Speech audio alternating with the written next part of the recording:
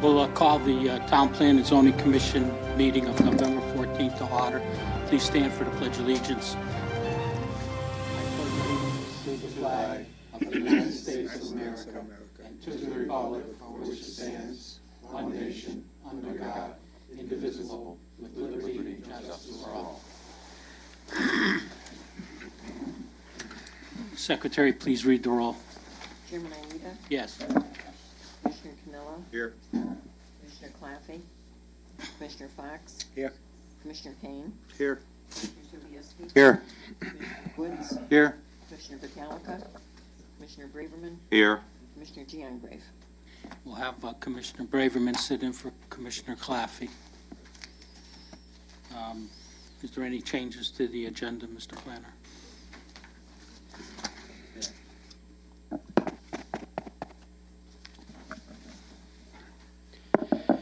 Yes, Mr. Chairman, I'd recommend you add 2 items under item 11, petitions for public hearing scheduling. We received a resubmission of that subdivision, special permit, rear lot subdivision on Meadow Street has been resubmitted.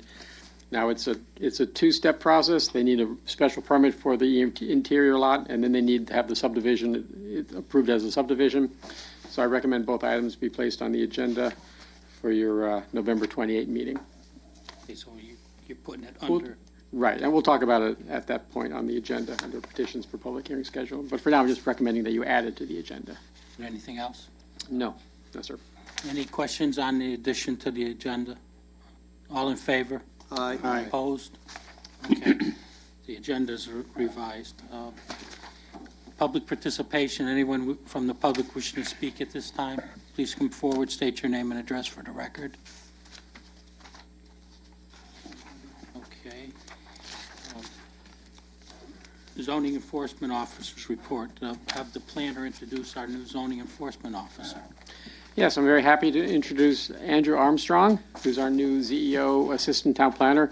Andrew is from Arizona. He moved back east because he just didn't like all the heat in Arizona. He wanted to enjoy our lovely weather here in New England. And so I will turn it over to Andrew. Well, hello and good evening, members of the commission, members of the public. I'm the new Assistant Town Planner and Zoning Enforcement Officer. As Craig said, I'm from Phoenix, Arizona. I've got over 6 years of planning and zoning experience, and I've been here at Newington 3 weeks, and things have been going very well. You'll see in your packet the ZEO report.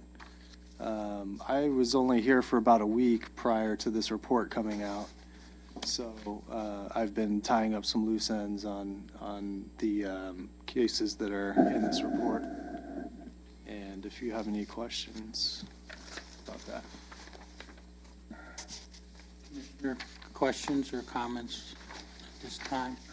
Mr. Chairman, Commissioner Payne? I think we talked about it at a couple different meetings about instead of just having a resident, we'd know who made the complaints, and if it was a TPZ, which member made the complaint, so that we, moving forward.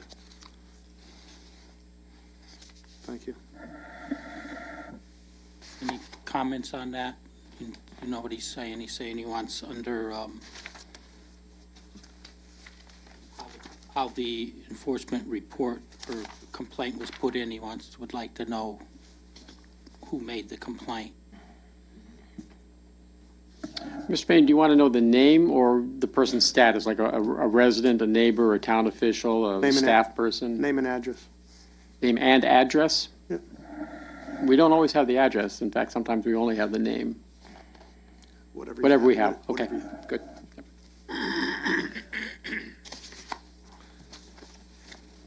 We have on here, typically now, the way it states is that under the, next to the date, they have, it says resident or ZEO or TPZ or something like that. Commissioner Payne is asking that instead of that, you'd have the person's name, or if it's a resident, to say resident in their name. May I ask, if sometimes we have anonymous complaints, so in that case, would you be okay with just anonymous? We had that come up before, and there is no anonymous complaints, so This is, you weren't here, so. Okay, yeah, I was not here. Well, there are. Sometimes we do get anonymous complaints. Sometimes we don't know who the person is. They'll call on the phone and they won't give their name. They'll just explain their situation. Well, then I can understand that you won't have their name, but I know you got caller ID, so you might have their name unless they blocked it. And that is a possibility, then I would understand that you didn't have their name. Okay, we'll do our best. Comments on that from the commissioners? Commissioner Fox? I don't have a comment on Commissioner, excuse me, Commissioner Payne's issue, but through the chairman, there was a violation, 169 Fisk Road, I think it was. I think I saw it on the last ZEO report, but it's not there.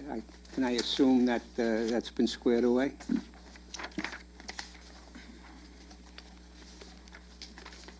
It looks like that actually came in November 2nd. Uh-huh. The last note that I have here is a citation was mailed November 9th. Thank you. You're welcome. Any other comments or for the zoning enforcement officer? Any questions? You want to have a discussion as to what this commission expects as far as enforcement from the zoning enforcement officer? No? Well, at one time, with the other zoning enforcement officer, we had them doing routes through the town. I'm not sure exactly what the route was exactly, and he varied it. And I don't know, did he go out a couple times a week or something? And then in between that, if he was out in his travels, he would also double check. But I think this commission at one time talked about the zoning enforcement officer going out a couple times a week and doing a route around the town to make sure everything was good. Okay, I'll do that. Thank you. Okay, if seeing nothing else, then we'll move on to the next item. You can leave if you want to, or you can maybe go and sit in the back. Well, you could stay here if you want. Okay. Thank you. Remarks by commissioners? Anything at this time? Okay, we'll go into the public portion of the meeting, and we'll have the secretary read the procedures of a public hearing. The order of proceedings at a public hearing shall be as follows. A, convening by a chairman. B, reading of the notice by the commission, secretary, or a commissioner designated by the chairman to act in his stead. C, identification and location of a property involved by the town planner. D, a statement of the issue to be considered by the chairman or the town planner. E, presentation by the applicant limited to 20 minutes unless a specific extension is granted by the chair. F, persons wishing to speak in favor of the application limited to 2 minutes per person. G, persons wishing to speak in opposition to the application limited to 3 minutes per person. H, rebuttal by the applicant limited to 5 minutes total. I, rebuttal by the opposition limited to 5 minutes total. During a public hearing, it shall be within the discretion of the chairman whether the time limitation should be varied slightly, provided the commission consent to any such variance. In no case shall an extension be for more than 20% of the allotment indicated above, or 1 minute, whichever is greater. Read the petition 4518. Petition 45-18, zoning text amendment, section 6.6.3, alcoholic beverages. GFP, Newington LLC, applicant Matt Rasconi, 80 Rever Knowles, Avon, Connecticut. Contact. Is the applicant here? Going to please come forward, state your name and address, and give us a presentation as to the changes that you propose to the regulations. Yeah, hi, I'm Matt Rasconi from 80 Rever Knowles, Avon, Connecticut. Yeah, I was have asked that we could amend the section 6.6 of the zoning regulations that states that you have to be, you can't sell alcohol within 500 feet of another establishment that sells alcohol. I understand that the amendment had been changed this past July, I believe it was, for establishments within the same shopping center. So I was hoping that we could remove that so that we could go ahead and serve alcohol at our artichoke pizza that's being built down the road. I personally don't quite understand why that regulation would still be in existence in today's day and age. I'm not sure how it would harm anyone. So I'm asking that that could be amended, and wondering if we could vote on that right now, if possible. Well, there's a procedure we'll follow, and you have another item on the agenda. That's the next time. I like that aggressive. Well, I told him to ask. Yeah, I mean, we're under construction, and we've been, I think we've been, for quite some time trying to, get open, and it's a big part of it. And I'll say I'll take the blame for it. I didn't understand when we first went for the special permit to get it as a restaurant, and then we went for alcohol, and then we were informed that it'd be 500 feet away. So, we started this process in August, and we're hoping to, be applying for our liquor license. And Okay, let's go through this hearing, and you also have the next hearing for the special permit. So Yeah. let's go through those and see what we get from the public.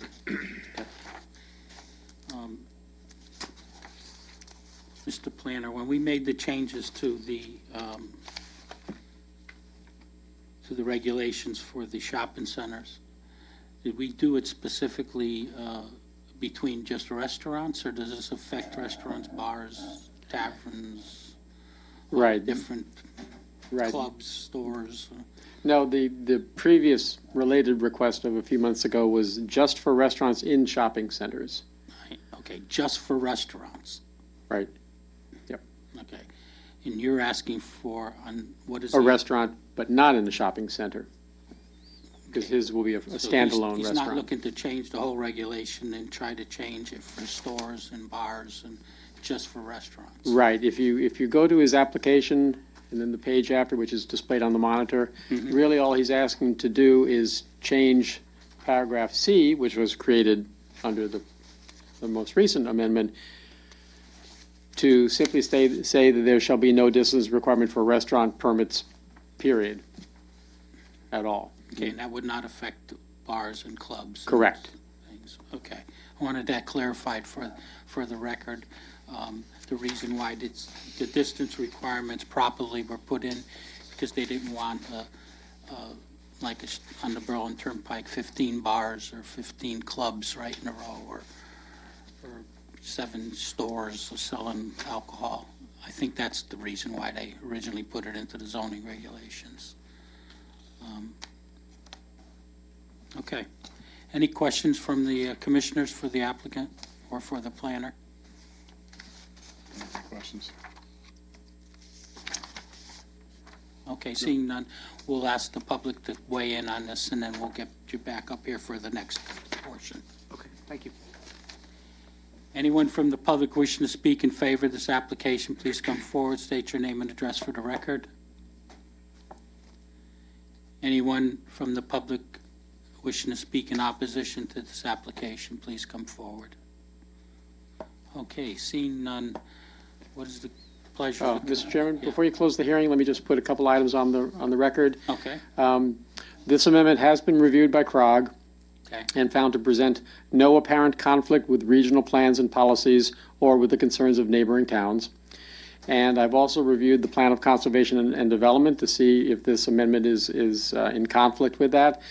And it's not in conflict with the plan. The only language I could find in the plan that was related to this was on page 35 under the section of Business Development General Goals.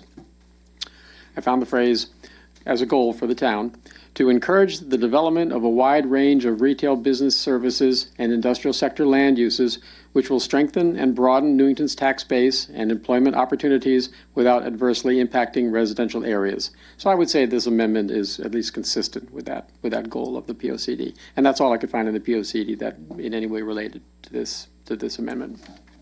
You didn't see anything negative to these Correct, I changes? did not. Okay. Any commissioner comments? What would you like to do with this? Close it, Anyone? and I'd like to close it and move it for action tonight. Second. Motion made and second. Any discussion? All in favor? Aye. Opposed? Okay. Read the next petition, please. Petition 39-18, special permit, section 6.6, alcoholic beverages at 2391 Berlin Turnpike, 262 Brockett Street, Matt Rusconi, 195 West Main Street, number 16, Avon, Connecticut. Applicant contact JGF Holdings Company, LLC, owner. Okay, come back up and just tell us briefly, we already know what you're doing, so Yeah, Matt Rusconi, 80 Reverend Knowles, Avon, Connecticut. We'd just like to get our location approved for a special permit to serve alcohol, considering that the other zoning law was amended. yeah, it's is this, you have a full bar in there? Yes. Liquor and beer and wine? Yes, sir. Okay. Just for the record. Yep. Any questions from the commissioners? Your hours of operation? Hours of operation will be 11 a.m. Sunday through Wednesday to 10 p.m. and then hoping Thursday through Saturday, 11 a.m. to 12 p.m. Subject to change. Thank you. You're welcome. Any other questions? Okay, we'll open it up again to the public. Thank you. Anyone from the public wishing to speak in favor of this application, please come forward, state your name and address. Anyone in opposition to this application? Seeing none, commissioners. Commissioner Fox. Move we close the hearing and move it to old business tonight for action. Second. Motion made and second. All in favor? Aye. Opposed? Okay, we'll be bringing it up later in the meeting under old business.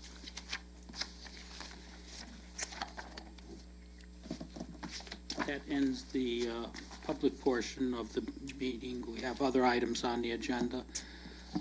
Next item is approval of minutes of October 24th. Commissioners read them. Get a motion. Make a motion to accept. Motion made. Second. Motion made and second. Any changes or corrections? All in favor?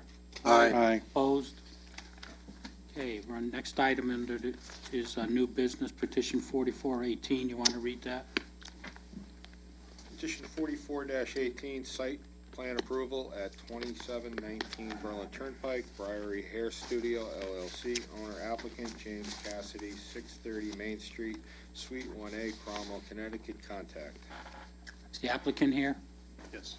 Please state your name and address for the record and tell us what you're trying to accomplish there.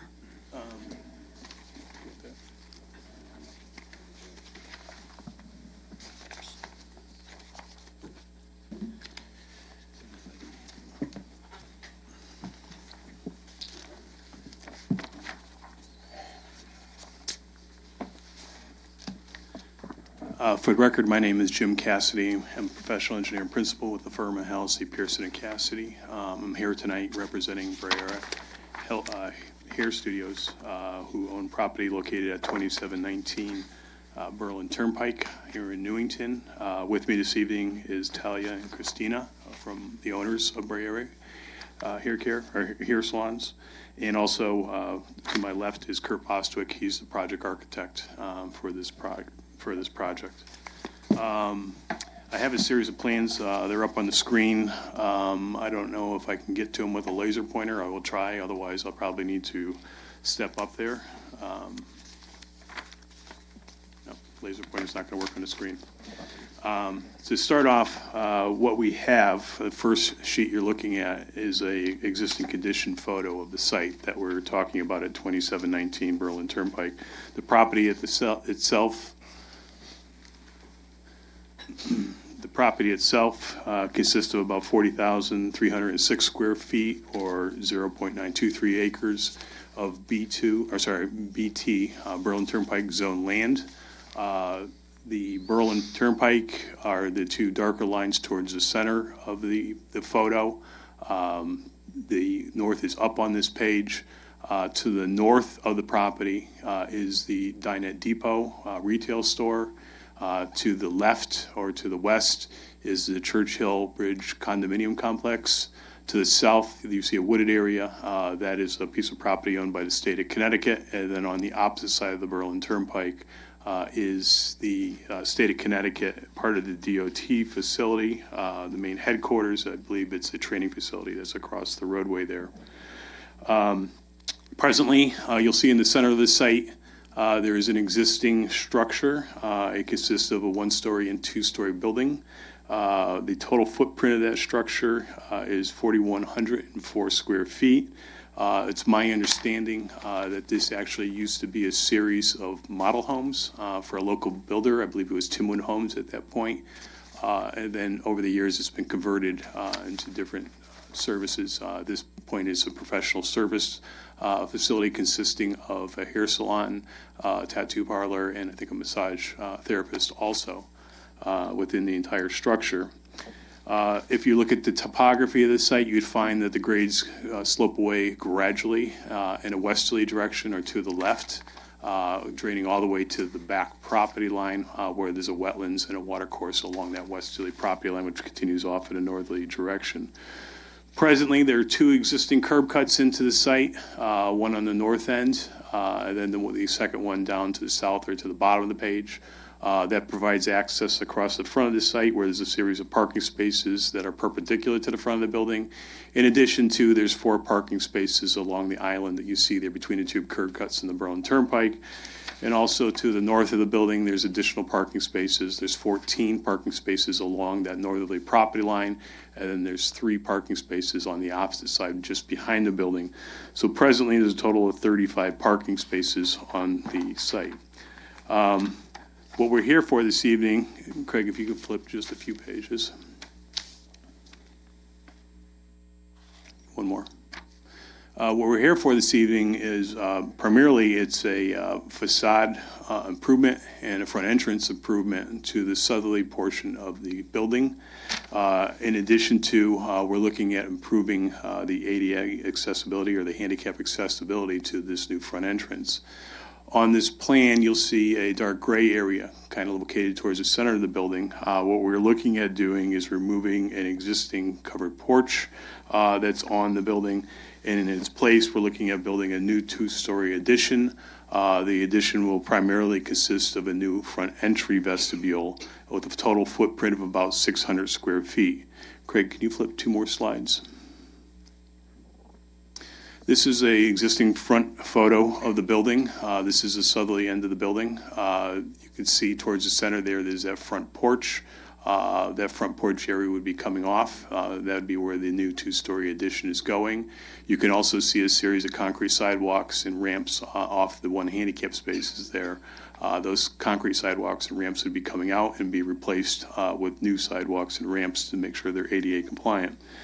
Craig, can you flip one more? This is a blow-up of the front area. We're proposing to make the renovations. The drawing in this case is rotated 90 degrees, so Berlin Turnpike would be to the bottom of the page. The cross-hatch area against the building would be the new entry addition. And then the grade shaded areas in front of that are the new sidewalks that we're proposing to put in. We are only proposing to reconfigure the parking spaces along the front. What we're going to do is take the 1 handicap space that's out there today, slide it all the way down to the right or to the northerly or the east end of the parking lot on this side. In addition to, we're going to add 1 more handicap space because we have a total of 35 parking spaces and you're required to have 1 space for every 25. So to bring into compliance with the number of spaces. From those two handicap spaces, we're going to have a walkway that's flush with the pavement to provide handicap access right onto the walkway. And from there, we're going to have a new walkway that continues up to the new front entrance at a grade of no greater than 5%, making it an ADA accessible route. It would come up to a new landing platform up at the top and then into the new front entry vestibule, making it all ADA compliant. Otherwise, for parking, what we're proposing, Craig, can you go back one page, or 2 pages, please? Back one more. What we're proposing for parking is all we're doing really is reconfiguring the front perpendicular spaces to the building. We're not changing the number of spaces. Presently, there's 35. After this renovation, there will still be 35 spaces based upon the total gross floor area of the inside of the building and the personal service use being required to provide 5 spaces per 1,000. We're required to actually provide 32 spaces. Again, there's going to be 35 spaces in total. I will note, again, that there is 4 spaces that are actually over the front property line, actually into the state right-of-way. They're pre-existing and they've been utilized for basically as long as that building has been there. So we hope the commission sees fit to allow us to continue the use of those spaces. I think the major part of this application is basically the front facade renovation. So, Craig, if you can flip to the end of the package of plans there, I'm going to have Kurt Bostwick talk a little bit more about what he's proposing to do with the front of this building. Good evening. My name is Kurt Bostwick of Bostwick Architects. What we tried to do is to take the 4 buildings that were connected, that were different types of homes that were created by Timwood, and try to tie the whole building together. So what we did is to try to create a new entry point for Briari, which is the center portion where there's a little bit more glass, and then making a symmetrical gable end, creating it on the inward side to the right, so that it kind of balanced it out. The center portion between the far right gable and the center gable is a split level, and so that had to kind of stay the way it was. But now we've increased more of the area with the ramp that's accessible in the building. The materials, we're replacing all the windows. We're putting kind of a cream color or light off-white color vinyl siding, and then we're looking at a gray metal roof system, standing seam metal roof system.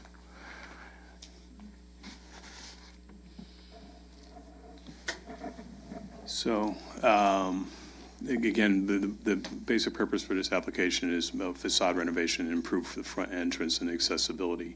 As we've gone through submitting the plans, we have received some review comments from town staff. Hopefully, I've been adequately been able to respond to them. I can go over them individually if the commission would like, or otherwise we'll gladly take any questions you may have.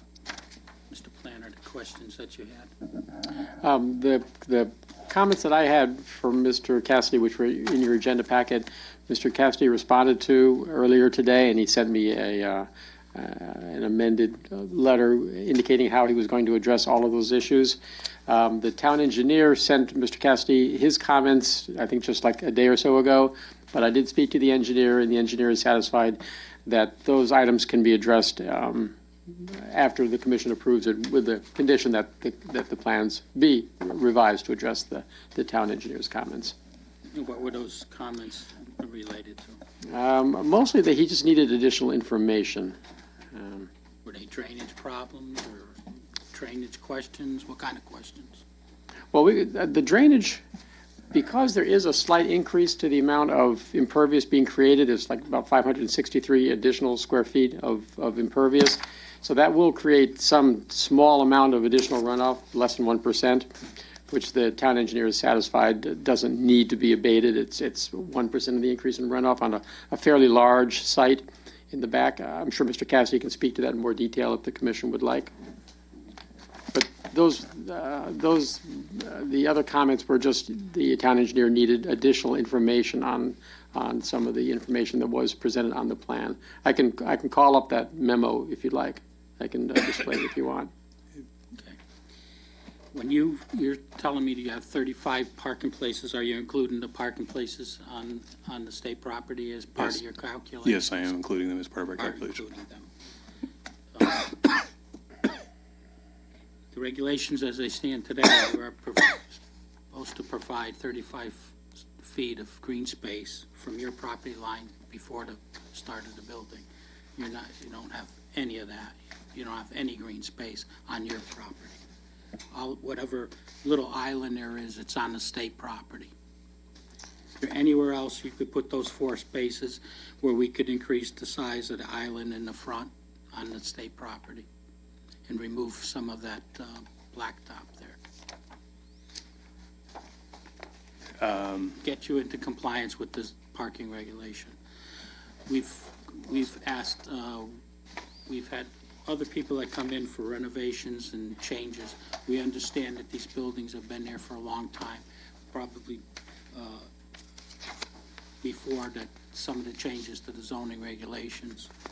But when people come in now for changes and renovations to their properties, we look to try to get the 35 feet or something close to accommodate the green space look that we're looking for the Berlin Turnpike. I would have to go Your over with property my, has Right. zero green space. You have an island in the front, Correct. which isn't much of an island, and it's not even on your property, it's on the state property. The island's about 25 feet wide right now. I would have to go over with the client. I mean, the only option I could see is that we are over slightly on the number of parking spaces. So if need be. How if we many had- there, you need how many? We need 32, And you have what, 35. 35? It's close enough. So if you allow us to, Would you see a problem in, huh? I see the line. Do you see a problem in eliminating, in making that island bigger? When I say bigger, I'm saying extend it into,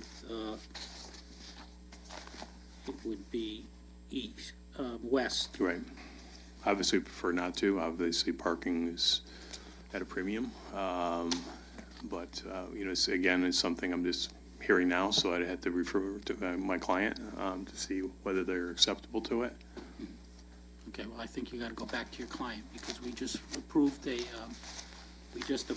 a application for a restaurant right down the street, where we eliminated all of his parking in front of his building.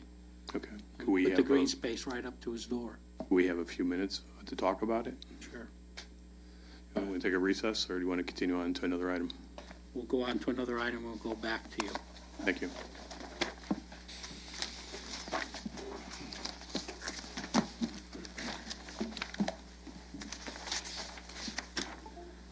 That later.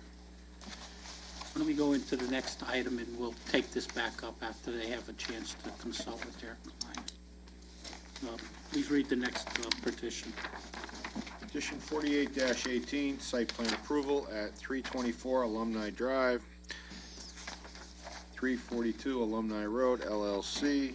Owner, applicant Dan Pizzaferrato, 31 Birch Lawn Terrace, Newington, Connecticut. Contact. Is the applicant here? Please come forward, state your name and address for the record, and make a presentation as to what your plans are for this site. Good evening. For the record, my name is Brandon Hanfield, professional engineer with Yantic River Consultants and located in Lebanon, Connecticut. Here with me is the applicant, owner, 324 Alumni Road, LLC, Dan Pizzaferrato. And I believe we sent a plan to Craig to put on the screen for everybody. If not, I do have a board. So what we're here tonight to present is a development located at 324 Alumni Road. To orient everybody with the location of the property, it's on the south side of Alumni Road between the Goddard School, which was recently constructed, and Prime Self-Storage. Across the street would be the large manufacturing building and warehouse building that has Huttig and Corsicana bedding. And behind it, Up the hill would be the Veterans Hospital. The existing zone of the property is industrial, and this is a 75-foot wide sliver of a piece that is still vacant and has recently been used for soil stockpiling and has a history of soil mining. Most of the native soil down to the hard pan shale and clay hard pan has been removed. So right now it's a pretty flat site, and you can see the cut slope at the back.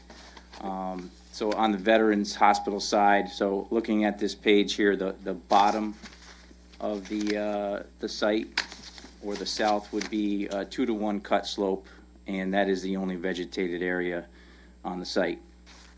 The proposed development will consist of the construction of 2 buildings. They will be used for warehouse, contractor storage, and an associated office use if need be. The total square footage of those buildings is about 4,500 square feet or a little above that. And again, the proposed use is that warehouse and contractor storage, which is permitted per section 3.16.1 of the regulations. So we are proposing a new access drive off of Alumni Road. It's 28 feet wide, and it will serve 2 parking areas, one in front of the first building. That building is about 3,000 square feet, and will be divided into 2 separate units, one facing Alumni Road, one towards the rear of the property. The access drive goes by that first building to serve a second parking area and a rear building that's about 1,500 square feet. Again, there's parking there that'll serve both buildings and the entrances to both of them. Do you have architecturals? We don't have, well, we do have a sketch that was prepared by the building manufacturer. Okay, just give us an idea of what the construction of the buildings are, please. They will be steel frame construction, pre-engineered buildings. So they'll be steel and very similar to the building that's located actually to the west of the Goddard School. So there's a building there actually owned by Mr. Pizzoferrato. Same style of building. So it'll have tan siding with a burgundy trim. The height of the walls is approximately 20 feet, and then it'll be a 2 vertical to 12 horizontal pitch roof.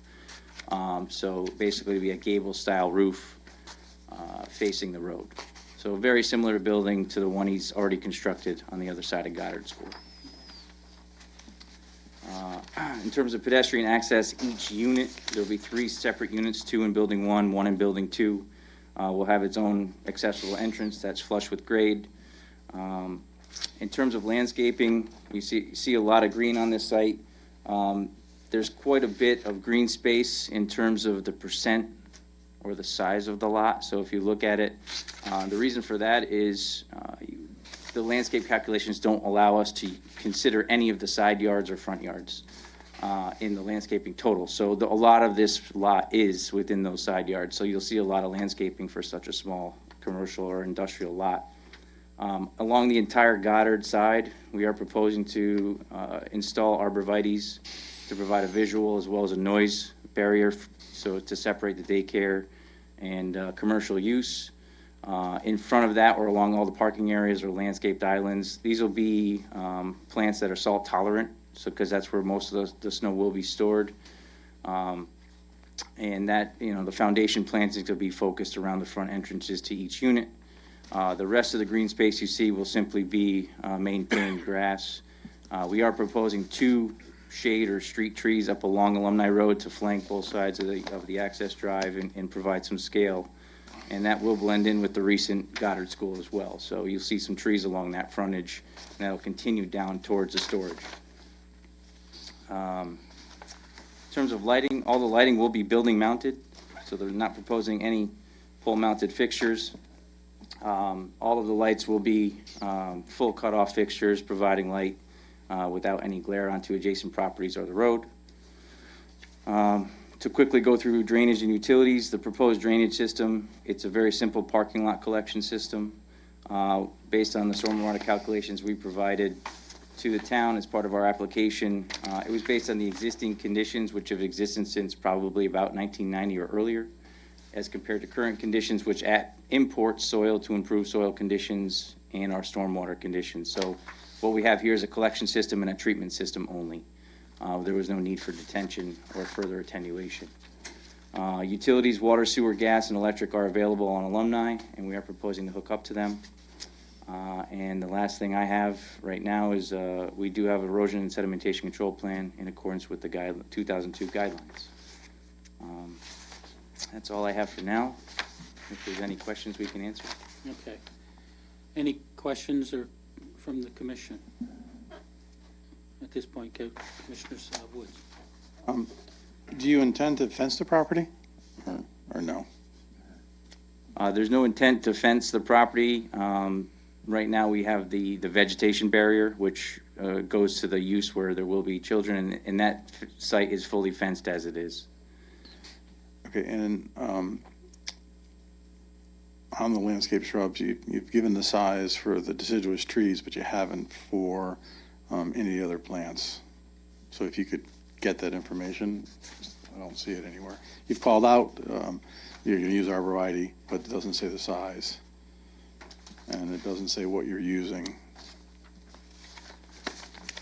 That was one of the comments from Craig that we did consider before coming here. So the trees out front will be 2.5 to 3 inch caliper white birch. The screening trees will be 5 to 6 foot high dark American arborvitaes.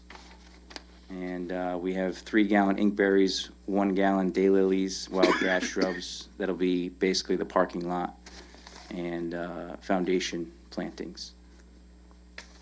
Mr. Woods, any other? No, that's it. Thank you, Mr. Chairman.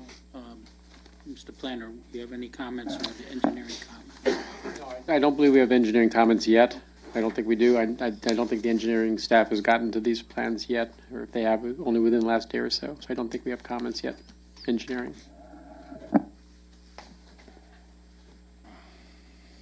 You see, have you reviewed these? Do you see any problems with the engineering that stick right out to you? No. To be honest, I haven't discussed this one with the engineer, so I don't know if there are any problems, but there's nothing that jumps out. Okay. If you remember, Commissioners, that this piece of property was, we discussed this when the school came in. I asked a question to the owners of the people that came in for the school, why they wouldn't purchase this piece of property, that it could be developed as an industrial use at some point in the future. They had the opportunity at that time to purchase this piece, and they choose not to. So they were well aware at the time that this could be industrial or commercial type use right close to their building. So they are aware of that. Commissioner Woods. Is this the piece where the skating rink dumps their snow, or is that further down? It's further down? I didn't realize this sliver was there. Yeah. Well, in one response to that is we have been in communication with the Mavunkles who own the Goddard School, and they are aware of what's coming in. Okay, well, they had the opportunity to purchase this at the time that they purchased. This was part of the lot that the school was on.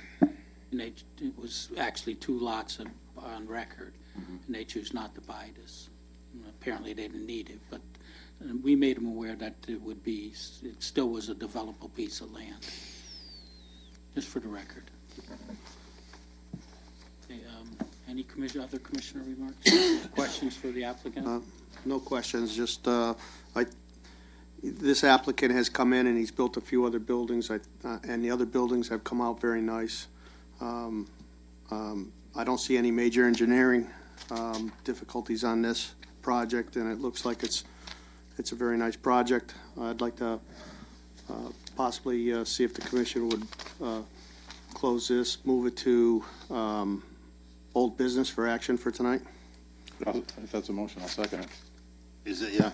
I'll Yes, second it. it is a motion made. Okay, there's motion made and second. Any questions or comments? Okay, all in favor? Aye. Okay, we'll be looking at this and discussing it under old business for action tonight.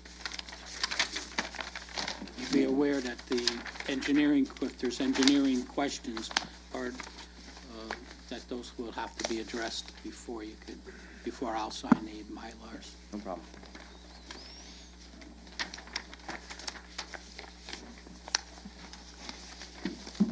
We want to go back to the petition that we just heard for the recess, petition 4418, the hair salon. Yes.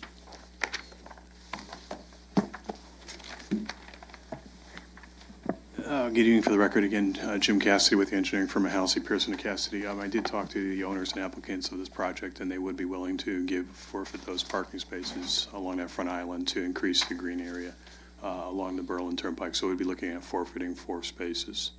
Okay. Would you be able to revise your plan to show how you're going to? Sure. I've actually, if you want. How much green space we'll pick up? Yeah, if you want, I've actually marked it on a PDF already that I can give to Craig to bring up on the screen to show you what it looks like. Yeah, if you want to do that. I brought the flash drive And then back. we could probably move this to old business.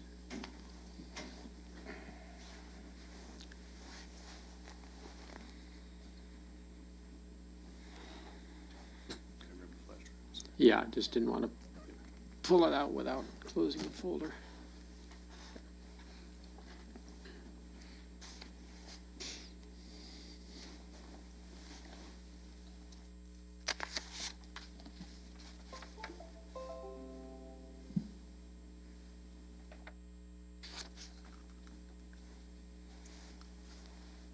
You're on Alumni Road. Yeah, I'm waiting for him Yeah, to he's put, got to download it to the flash drive before the planner can put it on.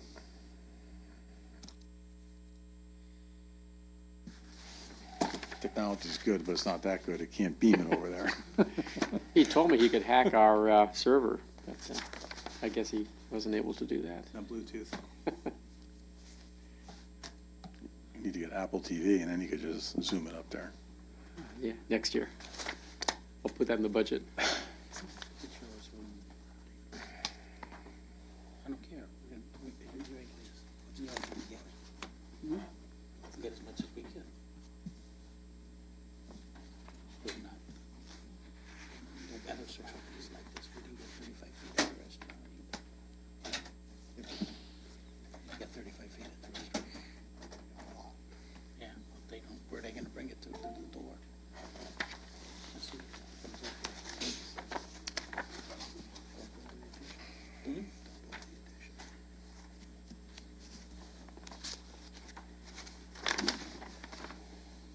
Discuss it.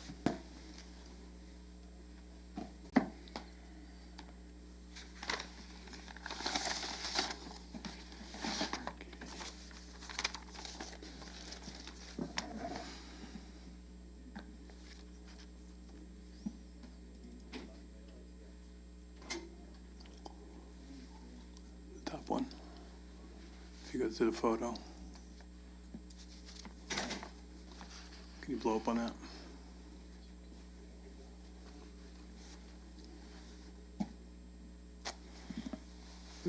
Not that way. Yep, let me start again.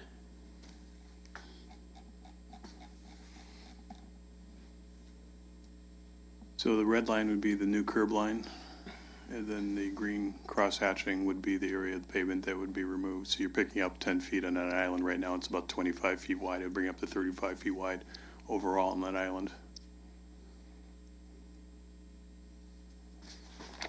That leaves enough room to negotiate the Leaves me cars. 24 feet off the back of those parking spaces to be able to back out, which is your requirement for a two-way driveway. And what would you propose to, for the curbing? I What are would, they talking about? I would propose like a Cape Cod style bituminous curb, a lower curb. That's the same type of curb that they have over at Newington Reserve. Cape and I know someone else has used the Cape Cod style curb. It's a mountable curb. It's a mountable mountable curb. curb. It tends to be more durable and not as It holds it, badly. you're right, it holds up much better with snow plowing. So when you hit it with a snow plow, the plow typically will ride up and over it instead of pushing the curb up with it. Okay. Actually, it was used in the development up off of Deming Road. Yeah, That's what I'm saying. yeah, that's it. It's a nice curb. Right. It's been around for a few decades. Okay.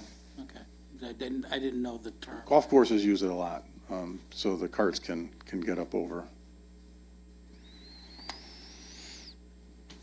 Commission understand what I'm trying to accomplish here, and to have a problem with us going this way? I mean, we've done this at other developments. We're trying to keep the consistency of the turnpike with the plans that we've been going forward with over the last several years. I'm okay with what you're looking to do. We don't get exactly what's required by by the regulations, but we're getting some additional green space here, and it will allow them to put their vestibule addition on. And they still have And enough, they still have enough meet the parking. parking, yeah. I think it's a great idea. Mr. Payne, you have No a comment. question? No. Okay, you'll make some We'll real make the appropriate drawings. revisions to the final drawings, correct? And, that was just a quick pen sketch on a Right. drawing, so we'll make sure. Okay, but we're picking up 35 feet of overall, even though it's not on your property. Correct. But we're picking up at least the appearance of the green space. And if we can accomplish that on some of these renovations and some of these older properties that are upgrading, we'll be coming a long way to try to get what we're trying to accomplish with that boulevard look on the turnpike. Actually, I think, Mr. Chairman, you're getting almost the same, or if not a little bit more, green space as what you're giving up with the addition, right? The addition's 500 square feet, 600 square feet? Addition's 600. 600, so By the time we're so- done removing walks and putting new walks in, our increase in impervious was 589 square feet. So you're giving this back, so this is 10 by 60? You're gonna actually have, So you're you- gonna have a decrease in Yeah. impervious coverage post. That'll take care of your engineering problem Yep. also. Yep. Okay, that's a good compromise. What is the pleasure of the commissioner? Can I move, that we close this and move it to old business fraction? Second. Okay, there's some, Tonight. any comments or questions or from the commissioners? All in favor? Aye. Opposed? Okay, thank you. Thank you. Keeping track of what we put on for old. All of it so far. The next application, 4718. Petition 47-18, zoning text amendment, motor vehicle regulations, Town Planning and Zoning Commission, applicant. Mr. Planner. Mr. Chairman? Yeah. I'm going to recuse myself for the reasons that I stated last meeting. Okay. Thank you. Sit over here. Mr. Planner? All right, this is an item that's been discussed informally by the commission for a number of months, and it's now on your agenda as an actual item for discussion. The sense of the commission, my sense of the commission was that the commission wanted to turn back the clock, so to speak, to a time when Newington was more accepting of various auto-related businesses, while still protecting the appearance of the Berlin Turnpike, but opening it up to more auto-related opportunities. So what I was asked to do was to give the commissioners a copy of the old regulations, so that the commissioners could then discuss them and discuss which ones they wanted to reinstate, which ones they wanted to maybe make some changes to first and then reinstate, and which of the changes the commission feels are still appropriate and should remain off the books. So this is just a topic for discussion, and once the commission, maybe after a couple of meetings, has a pretty clear idea of what it wants the new regs to look like, at that point, we'll present it to the public for a public hearing. But for now, it's really just a workshop item for the commissioners. Okay, you had asked in this report for us to allow someone to speak. Right. Now, the Attorney Hollister, who represented the plaintiffs in one of the lawsuits involving Firestone, obviously has been following the commission's discussion on this proposed or possible amendment to the regulations, and he asked for the opportunity to appear before the commission to offer some comments or some thoughts on this. And the bylaws do allow the chairman to allow the public to speak on a new business item at the chairman's discretion. And the chairman informed me that he would be willing to let Attorney Hollister address the commission tonight. Now, I spoke to the town attorney about that this morning, and the town attorney just wanted to mention that if Attorney Suchins, the attorney for for Firestone wishes to have a similar opportunity, that she should be given that opportunity. So, Was she informed of this? yes, She was informed. today, You're here. fairly recently. Are- Oh, are and you she's the here. attorney? Okay. I am here, Okay. and I will wait to see what Attorney Hollister. Okay, you want to come closer so you could hear better? You're okay. so Okay, very we'll good. line up. I want you to have the same opportunity as Attorney Hollister does. Okay. Mr. Hollister. Thank you. Good evening, Mr. Chairman, Commissioners. Tonight I am representing Modern Tire Recapping. Mr. Armenta is here with me, and also Colleen and Laura Bielitz, Lori Dubowski, and Elaine Matulis. They are the owners of the homes that are on the direct west side of the Firestone at 2987 Berlin Turnpike and have been impacted by its operation. I will say, I see the disappointment in your face. You thought you'd gotten rid of me when you voted on Cedar Street. welcome back. So I'm sorry to burst your bubble. Thank you. I was waiting for that, Mr. Sobieski. I do appreciate the opportunity to speak, and I will be very brief. 3 points. Number one, the 2014 ruling by Judge Modelis that invalidated key parts of the amendments to the zoning, to the auto use regulations that were passed in 2012, left the town, this commission, and the approximately 60 auto use owners that are in the B, T, and the PD zones with the need to come up with revised regulations, fair across the board, clear, protective of adjacent uses. So that need remains. I think some of you recall from 2016 that there was a discussion in that direction, and at that point the litigation was still kind of hot and heavy, and there was a deferral of that. But the need still exists to do something with the regulations. Number two is that at this point I think you have two options at least. The pre-2007 regulations, which Mr. Minor has dug up and put in front of you, they would need some updating if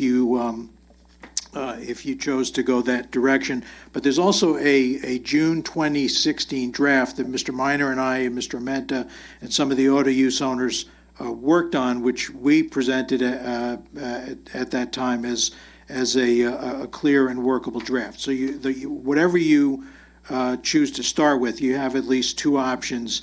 And one message I have is that the auto use owners are ready and willing to work with the commission to see if we can get that done. Number three is what you cannot do, in our opinion, is there was, at the end of September, a couple weeks ago, filed an application by Attorney Suchin's client, which is not Firestone per se. It's SB Newington, which owns the land on which the Firestone is operating. But basically, they proposed a regulation that would wipe out every single existing zoning violation in an auto use in the PD or the BT zone, whether it's known or unknown. And your new zoning enforcement officer would suddenly be dealing with just a whole raft of zoning violations that haven't even been investigated at this point. So basically, SBN wants this commission to overrule 3 Superior Court decisions. Respectfully, my opinion is you don't have the authority to do that. It would not be a land use regulation. You can make a non-conforming use conforming, but you can't make an illegal use legal. So SBN needs to make its peace with the homeowners that I represent, but the TPZ should not get in the middle of that.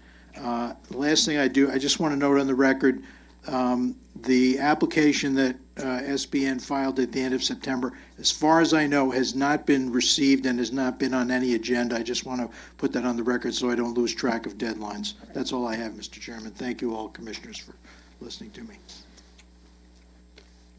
Any questions from the commissioners on what the attorney has stated?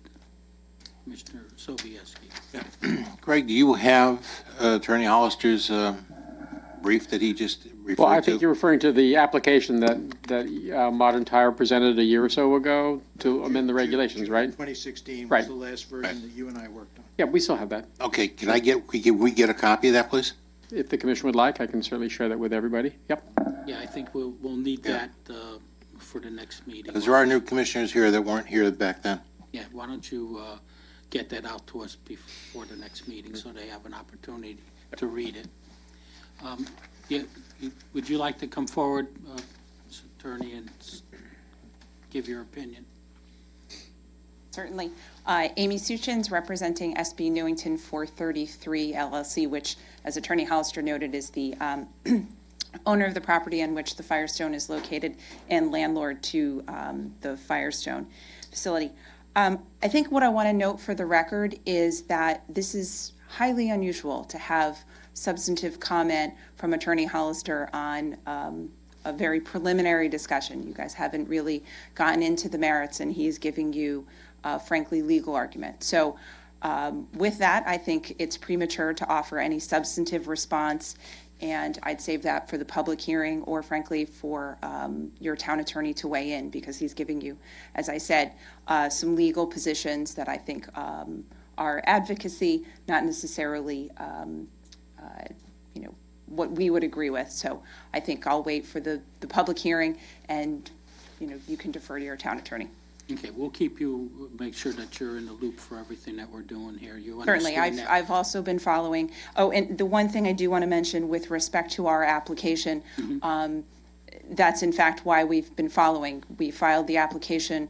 It would have been scheduled to be received formally, and it was our understanding that the commission wanted to take the opportunity to review this regulation and the concepts behind it on its own. And so we have tried to defer to what the commission wanted to do. And so that's the reason we haven't asked for that to be scheduled for a public hearing in deference to your request.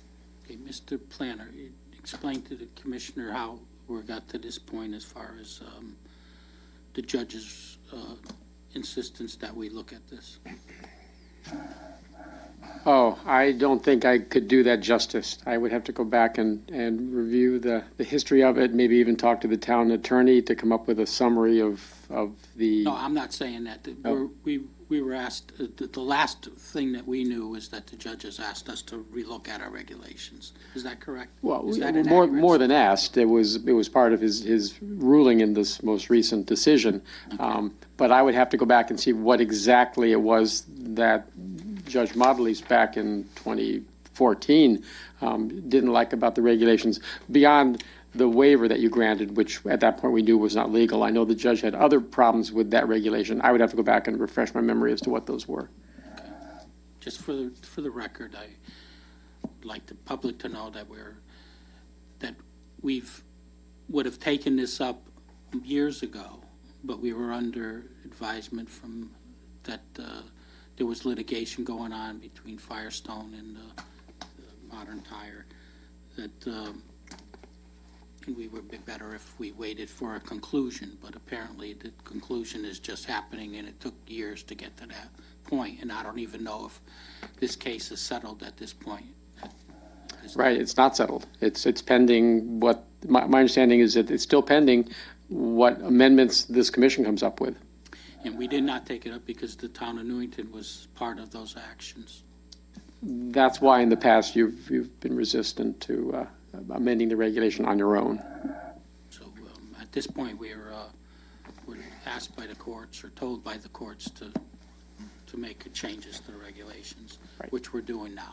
Mr. Chairman, Mr. Planner, did Attorney Suchins have a outline also like Attorney Hollister had?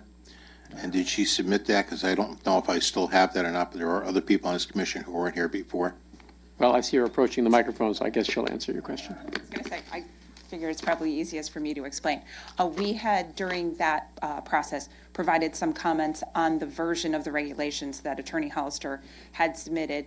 And my recollection was that we were generally in agreement with that draft, with the exception of maybe 2 or 3 words that, frankly, I think we, from a legal perspective, had legal effect, and that was why we had a point of disagreement. But beyond that, I think the rest of that. We got a cut. Could we know what those are so that when we get his version of the regulations, could we have your comments? Well, I have that. That's all in the file from 2014. 2016. Yes.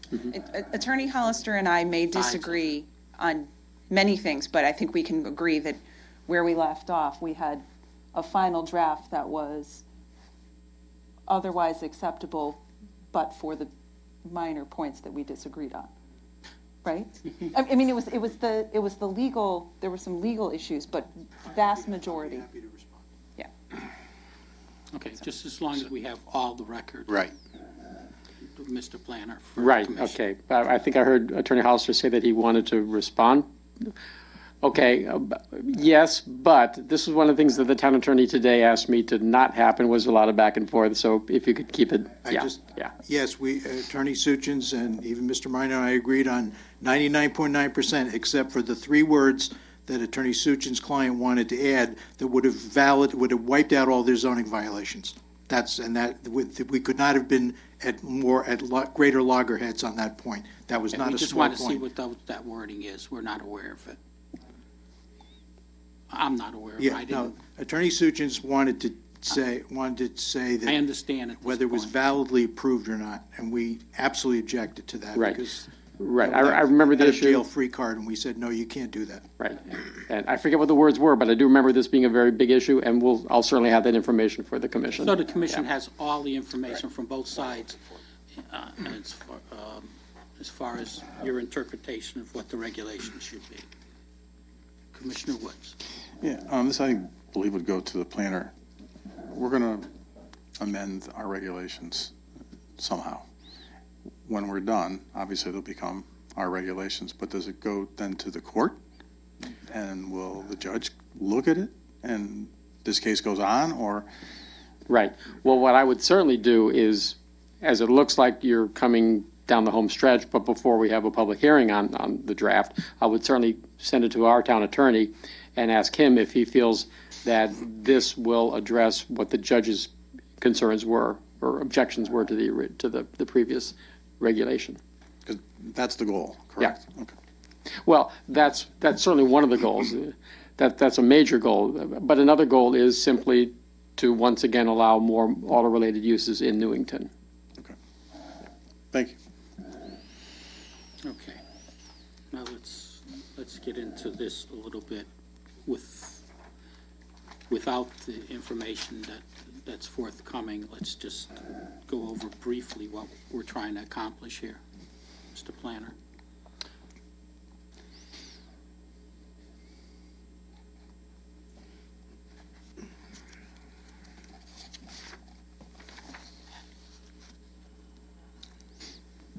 The regulations, there's this one page that you gave us. Right. Mm-hmm. Yes, This is the right. regulation that was in existence prior to 2007 when they took it out. They took this out. Then we revised, there was a revision that we did, and that's the one that the court is saying isn't any good. So where I'm saying, my suggestion was that we go back to 2007 and look at these regulations and make changes that we feel we should to beef this up, and that would be our regulation for auto uses. And the only 2 things that I can see that I would like to discuss is the bays, the doors facing the Berlin Turnpike, and the distance requirements for a residence zone. Those are the 2 items that I think that are that we should look at as far as an addition to this application, this regulation. Is there anything that you people have come up with that commissioners would like to discuss or add to this regulation or take out of this regulation? We'll have more time to do this. We're not coming to any conclusion tonight. I think right now the distance requirement to a residence zone is how much, Craig? It's 100 feet? I think it's 100 feet. That's what it was in 2007. That's what it is on this, Yep. this page Right, here. in 2007. Okay. One of the reasons why I think that the distance requirement should be increased from from an auto use to a residence zone is because of the case that we're looking at now. And also, we have, in part of our regulation is that from a drive-through restaurant where you go to the speaker box to place your order, the distance requirements in our regulations between that box to a residence zone is 300 feet. I mean, there's more noise from a auto-related use than you saying, I want a hot coffee with sugar and cream. When we have such a strict distance requirement because of possible noise or annoyances to residents, and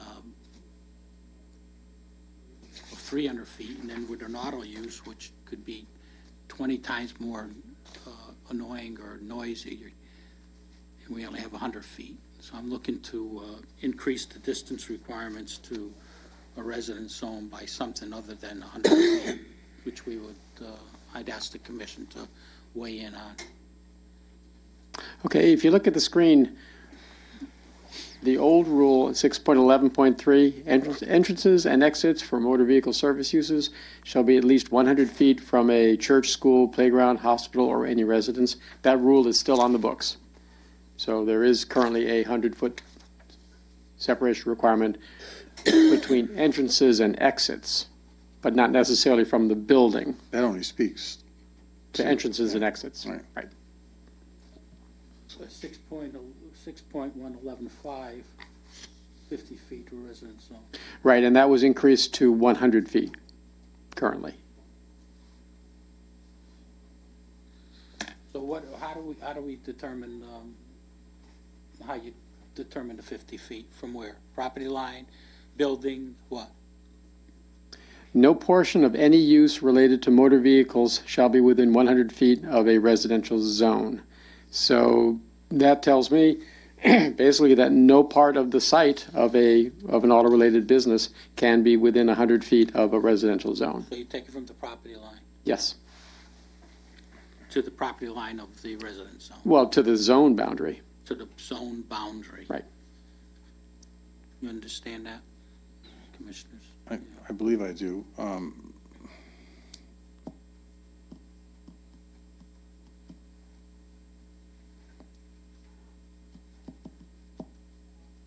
I just need to compare all of these, I think, before I can, there's a lot of moving parts to this particular piece.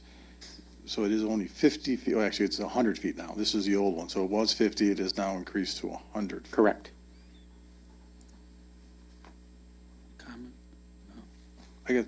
The question I would have is, you could have a situation where it could be a large piece of property, and it could, maybe the back piece of, front piece of it, side piece of it is abutting wetlands. So there's a buffer of 150, 200 feet. But yet the property line still is going to butt up against the residential. So you have the space as far as the land being used, but, you know, so how do we? Then you'd have to define how you'd have to define as part of the regulation where you're taking it from. We can. Yeah, and this is it's an awkwardly worded regulation, and I think the reason we didn't change it in 2000, when we adopted the current one, which was 2015, well, most recently 2015, is as badly worded as it is. It's had the same words all along. We didn't. I realize. Yeah, we the verbiage. All you did is change the number. the 50 to 100. I get that. But I think you're right, Mr. Chairman, that, you know, when we do it, this is a little too vague because it doesn't say specifically. But we could define it from, you could take it from the building to the house. Edge of parking lot, or? You could take it from, say, the building to the house, or to the structure. You could put any kind of words you want, and then you could say what distance you want. If you wanted to do it like that, and you said, well, from the structure to structure was 300 feet or 500 feet or whatever, that's what we would come up with. What I could do is I can present you some graphics showing the different ways of determining distance. Sometimes it's front door to front door. I can give you some graphics to show those. You could take the lot lot line or lot line from the auto use to the zone line and just not increase it by that much more than 100 feet. And that would, so there's a couple of ways to do it. So that's something that we should discuss, but I believe that we should increase that distance to protect the resident zones. I don't disagree with you, but what I see us happening is that we box ourselves into a corner, and then we get these weird pieces of property coming up, because that's pretty much what's left. And then we just had one with that marijuana use that, all of a sudden, we realized that there was a leg that came out to Prospect Street. Right. It's 500 feet or 600 feet away from the structure, but yet Yeah. we're using, in that particular case, the property line. Yes, right. And then, if I can, I have a question, because you mentioned the garage doors. What are you trying to achieve with the doors? Well, the whole thing is to try to keep that look off the Berlin Turnpike. That's been in existence for a number of years. Right. Currently, the rule is overhead service doors shall not be permitted on the public street side of an auto-related use or motor vehicle service use. And that wasn't the rule back in the day. So I guess the chairman is saying that is a new rule that he would like to retain. Unless you do something for discussion. Yeah, well, I just want to discuss it with you if I can. No, we've made other, a good example is Midas I think it's Monroe Muffler on the Berlin Turnpike. They came in and showed originally their building with the doors facing the Berlin Turnpike. We made them relocate the orientation of the building so that the garage doors were on the side of the building. Now, if you There is precedence that we forced other people to comply with that. And just to make you aware of this, if you keep this rule, which makes perfect sense, this rule made a lot of existing businesses on the Berlin Turnpike non-conforming because their bays do face the street. So if you keep this rule, you're going to continue this non-conforming limbo of a number of businesses that have been on the Berlin Turnpike for many years. Just making you aware of that. Commissioner Sobieski. Yeah, if I remember correctly, I think when Joe Clout was commissioner chairman, when the DOT put the garage up there, they made him turn it around and put a berm in front. Right. And that was a sizable cost to the DOT. So, it's been there for a long time. I can't remember. It's probably 20 years now, 15, 20 years with garage doors facing the other way and not on the turnpike. Right. In the way it is now, I don't know if that's something we could discuss, is if you would like to eliminate that and try to make everybody conforming. I don't think you're going to be able to make everybody conforming to whatever we do here. Commissioner Woods. With the garage, and I might be alone here, but with the garage doors, I don't think that it matters. Me personally, when you turn the building in the opposite direction, well, I shouldn't say it. I'll use Monroe. I think, is it Monroe next to T-Bowl, right? Yeah. So you just put all those doors on the south side of the building. So if you're driving north, you see buildings or garage doors from further away. I think we could maybe achieve that with screening whenever possible. You're going to see doors no matter what. Well, I don't think new construction will have a problem complying with this because the property owner just goes to his engineer and says, here are the rules of Newington, design it that fits Newington's rules so I can get approval. That's probably not the problem. The problem, as I said before, is all of the existing businesses that are now non-conforming because of this rule, who can't just turn their building 90 degrees.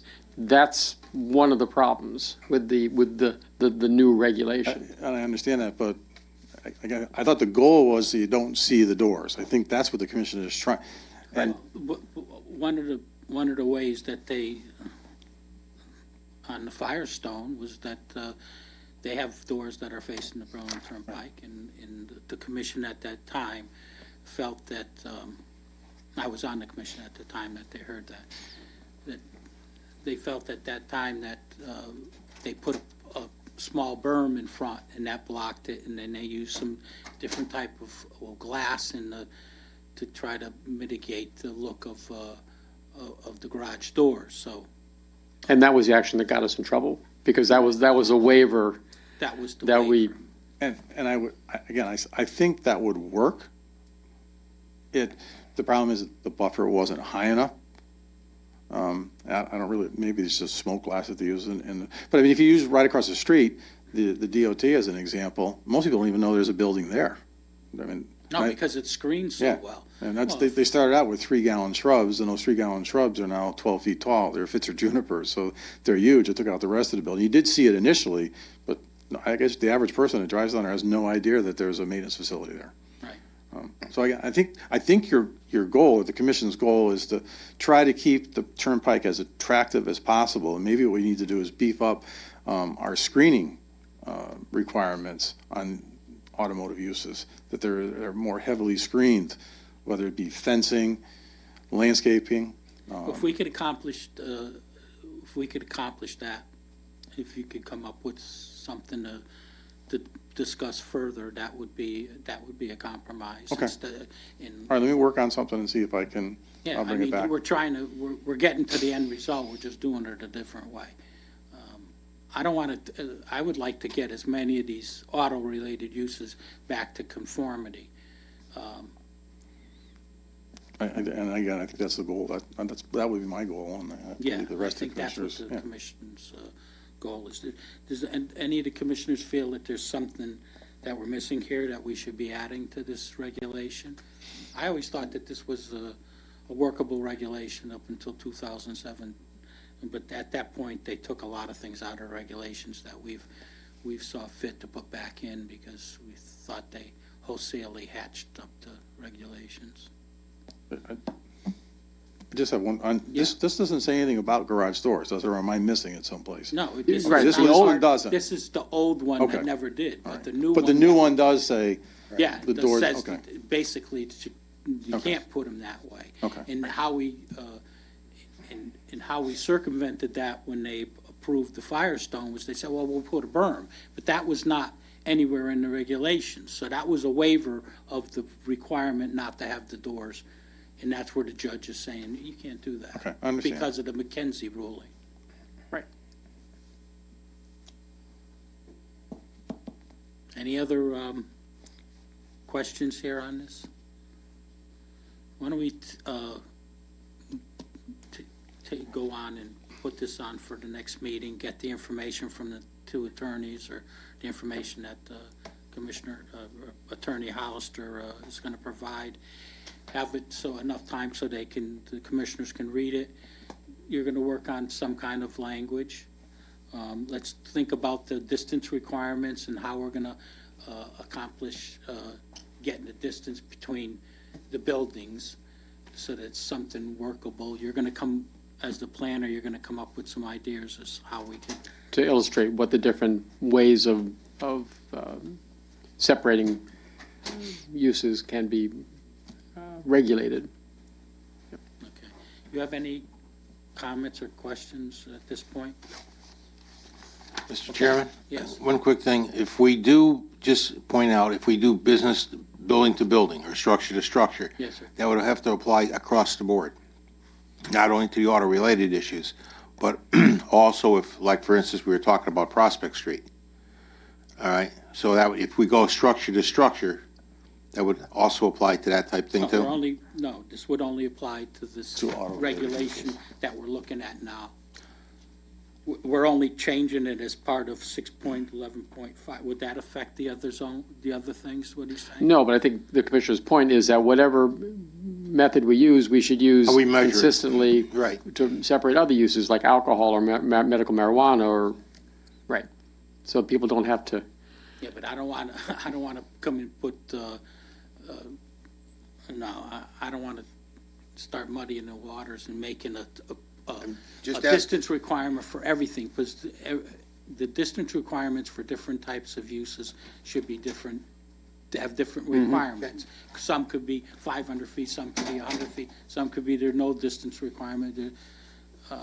Each one should stand on its own and have its own but I think the distance commissioner's requirement. point is it shouldn't be door to door for alcohol, but use to wall or to That's all I'm boundary saying. for. I don't want to muddy for- water. I'm just yeah. saying we should use the same type of decision as to how the distance is measured. Okay, you'd have to go back and find every place that we did. Right, but there have aren't a that dis- many. We can continue Well, to talk let's- about We'll this. look at that, Stanley. That's all I'm looking at, because I don't want to have a problem where saying, well, you did this specific thing for auto-related usage, but what about, Okay, so we'll alcohol look at or it whatever? all together. That's all I'm saying. We'll have the same type of measurement across the board, that's all. Okay, why don't you look and see what it affects? Commissioner Woods? Yeah, I think we need to be careful that I think we need to look at it depending on the usage. So I think we need to be specific in each one of the different regulations that we have. We're going to but get a list of I which don't- ones it affects. I don't think it should be a blanket. That if No, it's- it's. I don't think it can be. Right, the amount of distance would probably vary depending on the use, but the way we measure the distance probably should be consistent. Even that. That's all I'm saying. Well, See, we'll talk a about good it. example is what you just brought up. Yeah. Now, that building, the marijuana building is, I don't know how many feet from the building to Prospect Street. It's got to be 300 or 400 feet, 500 feet, I don't know. But the property line is only the distance of the road to the, Right. And another one is the one we just heard on the Berlin Turnpike. That piece of property goes way back in, and it's not being used as automotive, but if it was being used as automotive, that abuts residential property, the Churchill Bridge property, right? Right? So I understand what the commission is trying to do. I just think we need to really think it through and make sure that we've got all our Ts crossed and our Is dotted, that we don't back ourselves into a corner. let's work on this one, and then It we'll was- look at okay. the list that he brings in Okay. and what else it affects. It was only a suggestion, Mr. Chairman. No, we're going to look at it. Stan. Okay. Okay, can we go on to the, we're going to keep this on the agenda. Yes. Why don't you, could you go out and get Commissioner Payne, please? Could you read the next item, which is 4918? It's a referral from the council. 49-18, section 8-24, referral from Newington Town Council, road acceptance for portion of Shady Hill Lane, Newington Town Council applicant. You presenting this from the town? Yes. Right, this is pretty straightforward, so I didn't think it was necessary for the town to have some other department head presented. This is something that actually, in the 6 years I've been here, I've never had. This is the first road acceptance since I've been here. And this is a very common thing in many towns, but it just happens in Newington. There just haven't been any new roads built in quite a while. So this was a subdivision that some of the commissioners with longer standing may recall. This was a section of Shady Hill Lane that had never been finished until this developer came in a number of years ago. Actually, it was an earlier developer that the current developer purchased the project from to complete that gap in Shady Hill Lane and built 4 houses. The gap's completed. It's ready to be turned over to the town. And so as part of the process of a town road being accepted, it's got to come to the Planning and Zoning Commission for a referral because, as the commission knows, anytime the town acquires land under the 8-24 statute, the acquisition of land has to be referred to the Planning Commission for a report. In the case of a road in a subdivision that you approved, it's kind of a formality because I dare to say, of course, you're going to approve it because you approved the subdivision in the first place. But it's the process that we have to go through. So everything is in order. The developer has given us a deed for the land. He's given us an as-built of the road. He's given us a documentation from the surveyor that all the millstones are in place. All the easements that are required are in place. He's given us a bond so that if any deficiencies emerge in the next couple of years, we'll have money to fix those deficiencies. He cleaned out the catch basins recently, so they're all nice and clean and empty. So I recommend the commission vote to make a favorable recommendation on this matter to the council. And I think there's a draft motion in your package. Mr. Woods? Mr. Planner, how long do we keep the bond in place? But it doesn't say that. Do we need to say that? No, you don't, because it's by statute, actually, and yes, it's 1 year. So it's 1 year. Right, it's by statute. Thank you. Any other questions or comments from the commissioners? Actually, I have one more. Go ahead. This wasn't approved in the original subdivision no? Because the road didn't go through all the way? Right. So then this developer came in and what is it, 3 or 4 lots, I think he added on the, right? And 2 lots connected it on both into, sides. Yeah. what's the other street that he connects into? Rockledge. Rockledge. So Rockledge, when Rockledge was developed, they left room for planning to connect to the Shady Hill. A stub. A stub there, and they planned it, but nobody bought the property, and then finally, years later, somebody bought the property and developed the 4 lots. It was a very difficult site to develop because everything had to be blasted. All rock up there, yeah. Right. Okay. Mr. Chairman, I'm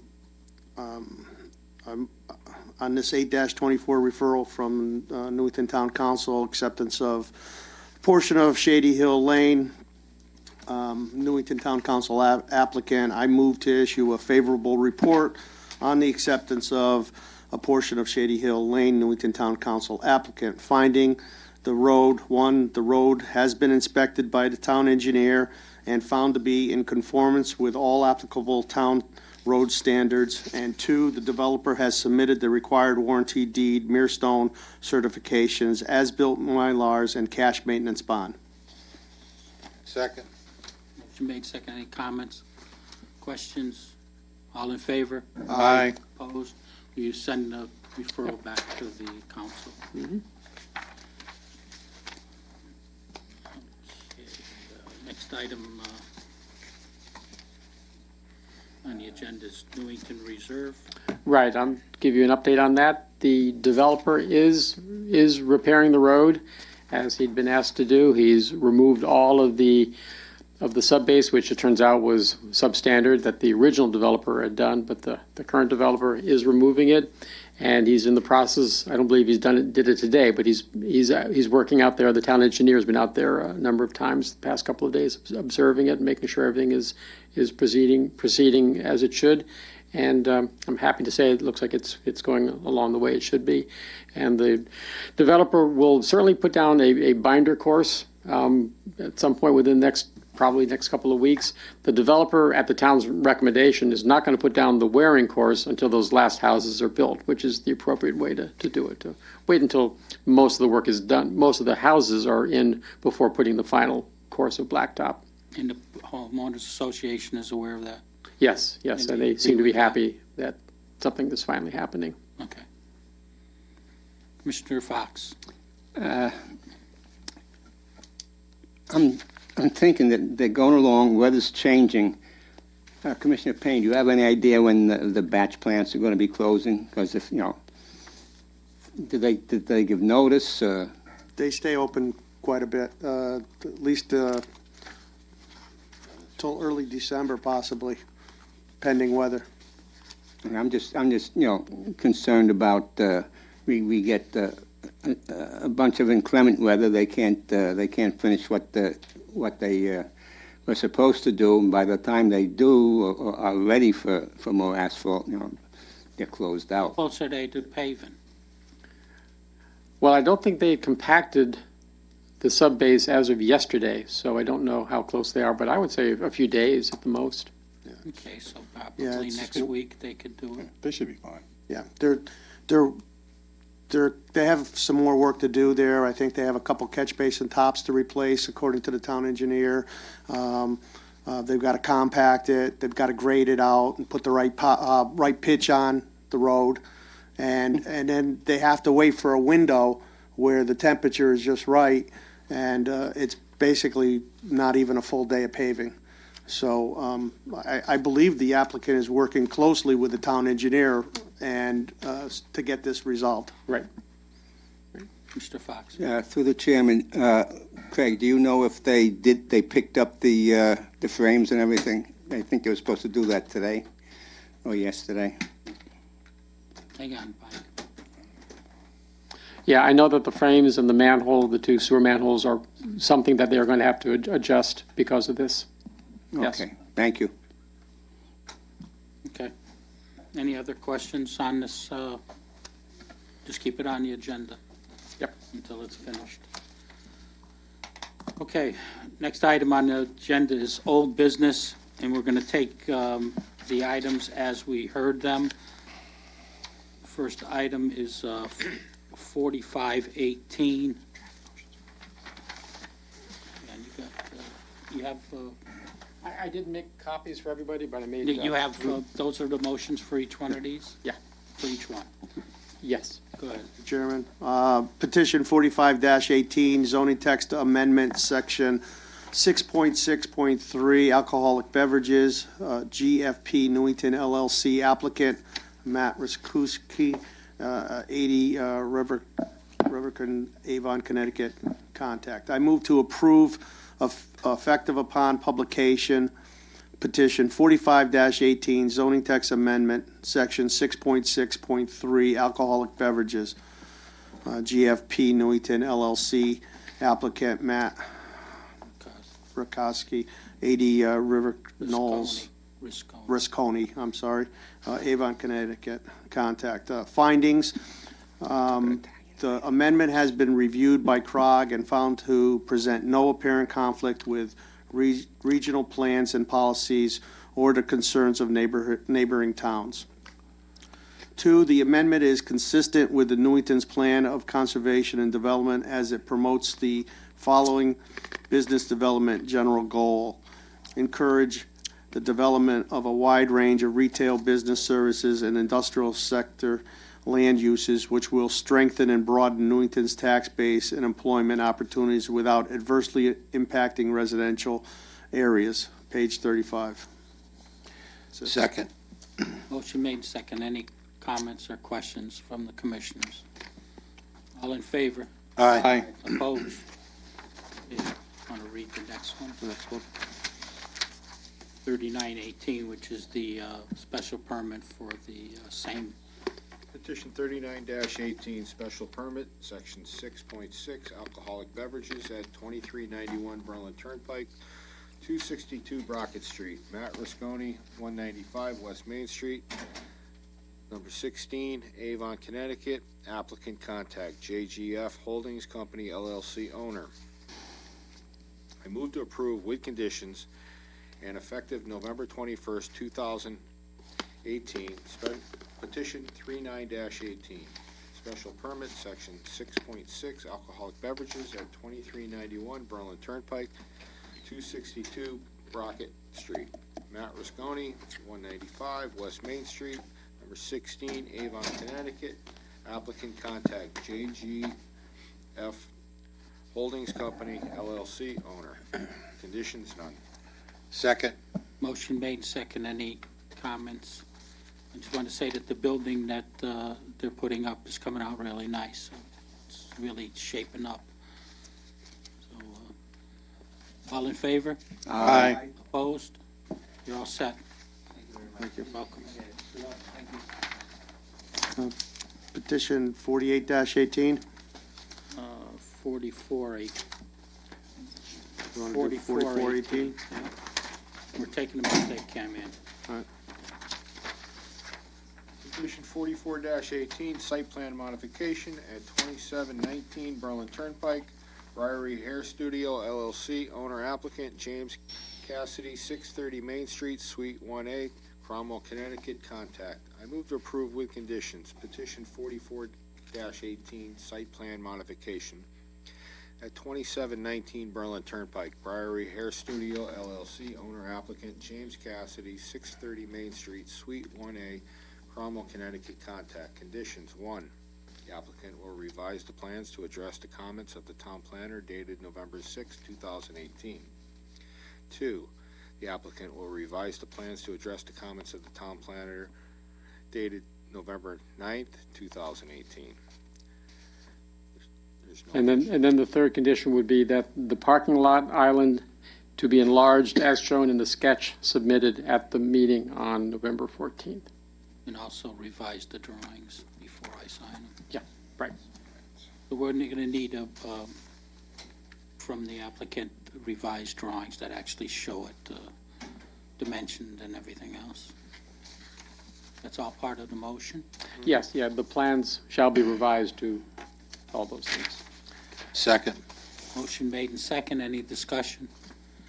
Just wanted so that you're going to see that this is going to improve the look of that property from the turnpike, and you're going to understand what we're trying to accomplish on the whole Berlin Turnpike to get back to the boulevard look that was envisioned by the people at the zoning commission over a number of at least 40, 50 years. So I think you'll be happy with the results of the small change. All in favor? Aye. Opposed? All set. Thank you. Petition 48-18, site plan approval at 324 Alumni Drive, 342 Alumni Road, LLC, owner applicant Dan Pizzaferrato, 31 Birch Hill Terrace, Newington, Connecticut, contact. I move to approve with conditions petition 48-18, site plan approval at 324 Alumni Drive, 342 Alumni Road, LLC, owner applicant Dan Pizzaferrato, 31 Birch Hill Terrace, Newington, Connecticut, contact. Conditions: 1, the applicant will revise the plans to address the comments of the town planner dated November 6, 2018. 2, the applicant will revise the plans to the satisfaction of the town engineer. Second. Made second. Any questions, comments from the commissioners? All in favor? Aye. Opposed? You're all set, Mr. Pizzaferrato. Thank you. You're welcome. Okay, that ends the is there any other old business, Mr. Planner? No. Okay. Why don't you go over petitions for public scheduling and that Meadow Street thing real quickly? Right. And then we'll put that on the agenda. Right. Okay, these are two related applications. One is for a special permit to create an interior lot. The house currently at 179 Meadow Street, it's on a fairly large lot, so the owner would like to split it into 3 lots, 2 frontage lots and 1 interior lot. Hasn't this already come to the commission? It came before you, but it had to be withdrawn by the applicant because it turns out, as was revealed during the public hearing, that the plan for the subdivision involved land that was supposed to be part of a network of paths for the bridle path subdivision of 1974. So what you have now in front of you is a re-subdivision, which, because it involves land that was open space, it was land to be publicly used. And I'm sure at the public hearing, folks from Bridle Path will come and speak either in favor or express their neutrality towards losing what used to be a path that people, I guess, at one time used. I don't know if they do. I guess we'll find out when there's the public hearing. But that's why it was withdrawn. It was never used for anything. They never had horses there. It's Oh, not for horses. This was like instead of sidewalks. And it is on the 1974 plan. It was designed for horses, though. Okay.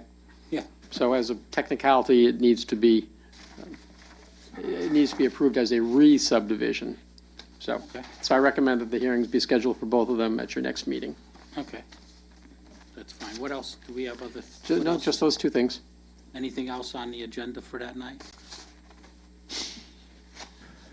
No. Okay. No.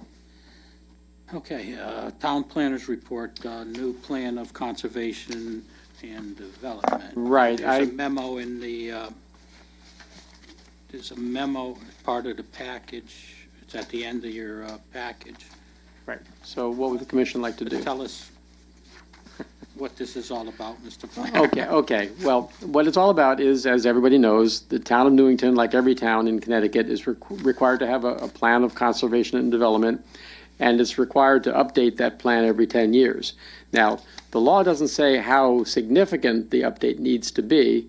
Some towns have been able to update portions of the plan, and they haven't been challenged in court.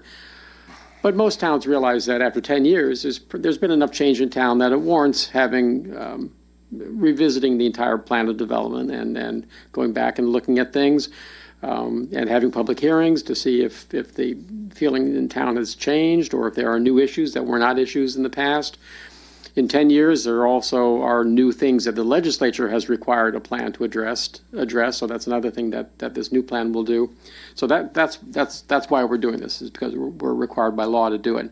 Now, in my memo, I talk about 2 things. One is hiring a planning consultant to help us with this, And the second item is to have some kind of a steering committee to take the lead in doing the most of the design work and planning of this new plan with periodic check-ins with the commission. Now, this first item, to hire a consultant, I know the current plan, you hired Planometrics to assist you with it, and that's good, and that's what I'm recommending we do again, is hire a consultant to help the commission with it. And in my memo, I mentioned the reasons why I recommend that we hire a consultant. And money has been put aside in the capital budget to do this. So the other point then that I bring up is having some subcommittee of some sort to shepherd this through the process. And in my memo, I mentioned that sometimes some towns will do it as a committee of the whole, and the whole commission then oversees the project. And I recommend not doing that for a number of reasons.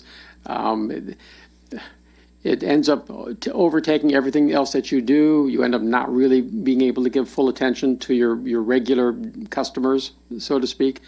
And so I strongly recommend that you create some kind of a committee that would meet on a different basis from you, maybe meet before one of your Wednesday meetings, maybe meet on a totally different night of the week. And then I'm also suggesting that you consider two different kinds of subcommittees. One would be, and I'm calling it a steering committee just to differentiate it from the working group, a steering committee of some number, and I'm saying somewhere between 7 and 11 members, a majority of which would be P&Z commissioners, but then also some other citizens who maybe are on other boards or maybe not on any board at all, but bring a different perspective to the group to push this through the process. Would not be accomplished if this, we've done it since I've been on the commission for a number of years. And I've gone through several of these, not several, how can there be several when it's 10 years, but I've been on for quite a number of years. I've seen a couple of them. And we've always done it as, the commission has always done it as a whole, number one. Number two, we could expand and invite the different entities to come in. This is going to be open public, we could have public input on every one of our work sessions when we talk about it. We could invite the different entities in town that might have interest in putting input into the plan. And I don't know how much we have to do here. I'm looking at this, and I don't see it as the same type of an operation we had at the last time that we looked at it. That was driven by open space issues, which we've accomplished with that plan. And we've initiated a lot of those recommendations. And then furthermore, on this plan of development, if everybody would, I don't know who uses it besides the zoning board, because no one actually, I haven't seen any other departments in the town of Newington refer back to the plan of development. Another issue I see is that this town is at least 95% built up.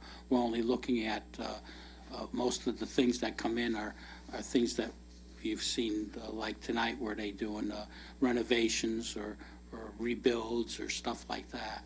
That's something that we could probably address. But I don't. What is the big issue here that? Well, actually, feel that we need to spend $40,000-$50,000 on a consultant? Well, I could see that we're going to have someone put together a book and printing and that type of stuff. So we're going to need some help there. But Well, actually, what you just said is exactly the reason, although you didn't see it that way. When you went on to say that the plan tends to not be used by other departments, I think the reason it's not truly seen as the town's plan, but by P&Z's plan, is because P&Z has always kept really tight control over the development of it. If you expand the ownership of it, or if you expand the development of it to involve more people, more departments, more points of view, then the rest of the town will see it as the town's plan and not just the POCDs. And of course, I'll let you speak in a second, but one more thing I want to say. Every time I go through the plan of development to see if a proposed text amendment is in conflict with that something in the plan, I have a hard time finding anything in the plan that speaks to whatever the issue is in front of us. This is a very generic plan. In fact, it does almost nothing. it meets the requirement of having a plan, but there's no real guidance in there. There's no big thinking. It's just, it complied with the law. When the town is 95% built, the zoning regulations, then the zones are pretty much cast in stone. The stuff is built to the point where you're not making major zone changes.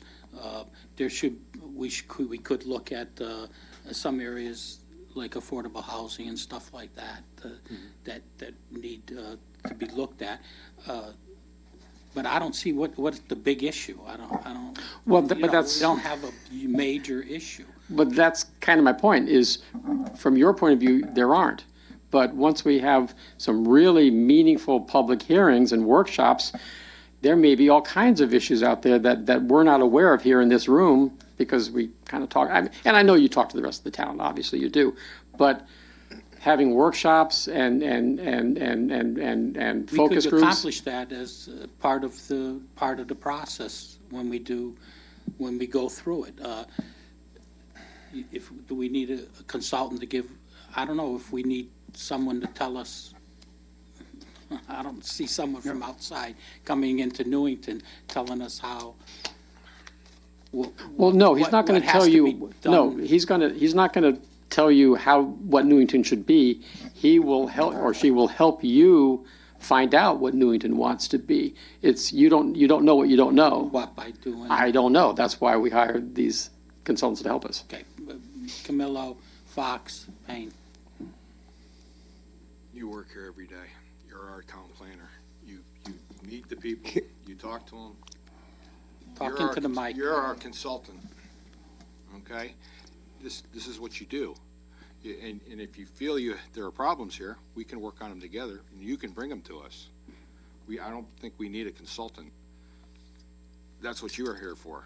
Well, that's a good point, but my response to that is, yes, I know what people complain about, and I deal with their complaints, but a plan of development should be more than just what people complain about. It should be much more visionary than It that. doesn't have to be complaints, but you can think out of the box and come back to us and say, here, I've got these ideas too, because I'm the planner. What do you think of this? And we can talk about it and discuss it. You can start the conversation. We don't need to have a consultant do that. Right, Commissioner Fox. I'm not sure whether I agree or disagree with Commissioner Camillo or the planner. I think that does require a little more discussion. But, Mr. Chairman, you had mentioned that, let me just clarify that you don't think open space is a problem anymore. It's something that we have to address. We addressed a great part of it in that plan, and we've initiated things, have been initiated by the council and some councilors to acquire open space, and we looked at the regulations as far as redefining public space. Well, so there's things that we have done. Is it complete? I don't believe so, but yeah, that was the driving force of why we had a year and a half of, am I wrong? 9 months. 9 months of hearings on the last plan, because of the open space was a big issue. I think open space is always a big issue, and right now, I mean, just one case in point is the Balfour Tilcon portion of Cedar Mountain. I mean, that's still an issue, at least in my eyes, and I know in some of the open space committee's eyes. It's an R12, it's an R20 zone land. Oh, okay. Okay. It's not zoned open space. It's not zoned open space. By right, the owner can put single-family homes there. You're not telling me anything new. If I could finish. Go ahead. Until the town or some entity decided to buy it and turn it into open space. And we did, on the last plan of development, we emphasized that we would like to keep that open space. So we've done everything possible right now. Could there be some additional things to the open space? I'm sure there could be, but we did address it a long time.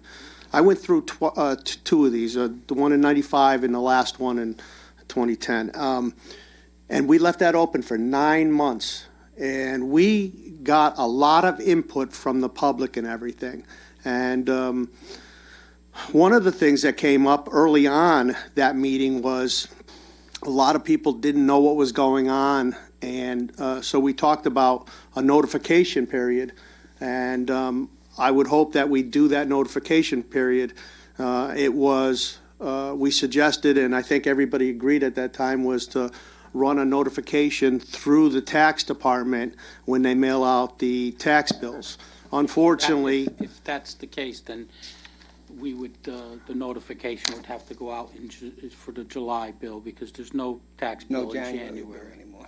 because it's already been sent out. correct. So the time period, the timetable would have to start sometime after July, after the people got notification. And I think that we could accomplish that by having meetings, our meeting before our regular meeting. Instead of meeting at 7, we meet at 6. And if we need any special meetings, we notify, the public will be notified. We'll have a schedule of our meetings. We'll notify also the town people, the different departments in the town to weigh in on, to send representatives to our meetings to weigh in if they choose to. And I think we could get this done before the next election, next November. Go ahead. I agree. I think we can get it done easily by then, although I do think that we need a consultant. I really do. I don't think that it's fair to put this on the staff, even though it could be easier this time around than it was the last time. I still think it needs to be done. I think we need to see another set of eyes that helps us through some of the decisions we make. We might not agree with their input, but I think we need that outside input when we try to make these decisions moving forward. That's my 2 cents. But we have, if that's the way we go, then we should have discussions to decide what we want them to look at. We should give them some guidance as to what we're trying to accomplish with this plan. I don't, unless you just want to hire somebody and say, run with it. Agreed. You can't hire a consultant firm or anything like that without giving them parameters. So we will have to let them know, what we're looking at to change, so they'll have something to go by. We can't just hire a consultant and say, hey, go, give us a POCD. So, Commissioner Wood. Again, I would look to Plan Metrics. They're the ones that did it last time. They're going to have a solid background of what our community is. How much money you got, $40,000? Yeah, $40,000. And the way it would work is there would be a request for proposal. Does that cover the printing of the No. books and everything else? That's not? Right. Do we have money, Carol or Gail, for that? Not yet. It'll be in the next budget. Okay. But the request for proposal, which is where we advertise for the consultant, that would contain a lot of detail as to what we would expect the consultant to do. And then when they respond through interviews, they'll tell us how they would address all those issues. And then once we choose someone, there would be a very detailed contract specifying exactly what they're expected You to do do. an RFP, correct? Yes. Mr. Chair. Yeah. Yeah, I'm not in favor of a consultant. I think that the consultant will turn around and just change the whole layout of the book, and he's not from the town of Newington, and I think it's a waste of money.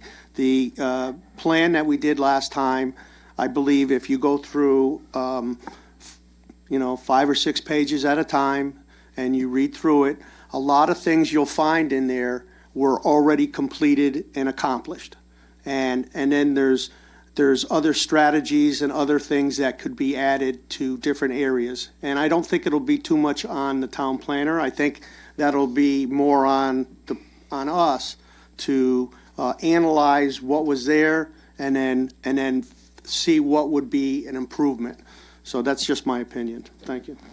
When what would the consultant come back with, basically a whole new? Oh, no, the consultant's not going to write the plan for you. No, not at all, because he doesn't know Newington. I'm not He just knows suggesting that process. that's- He or she will help you evaluate input from the public. He'll help you set up the workshops. He'll help you conduct a survey, all different ways to get input from the public.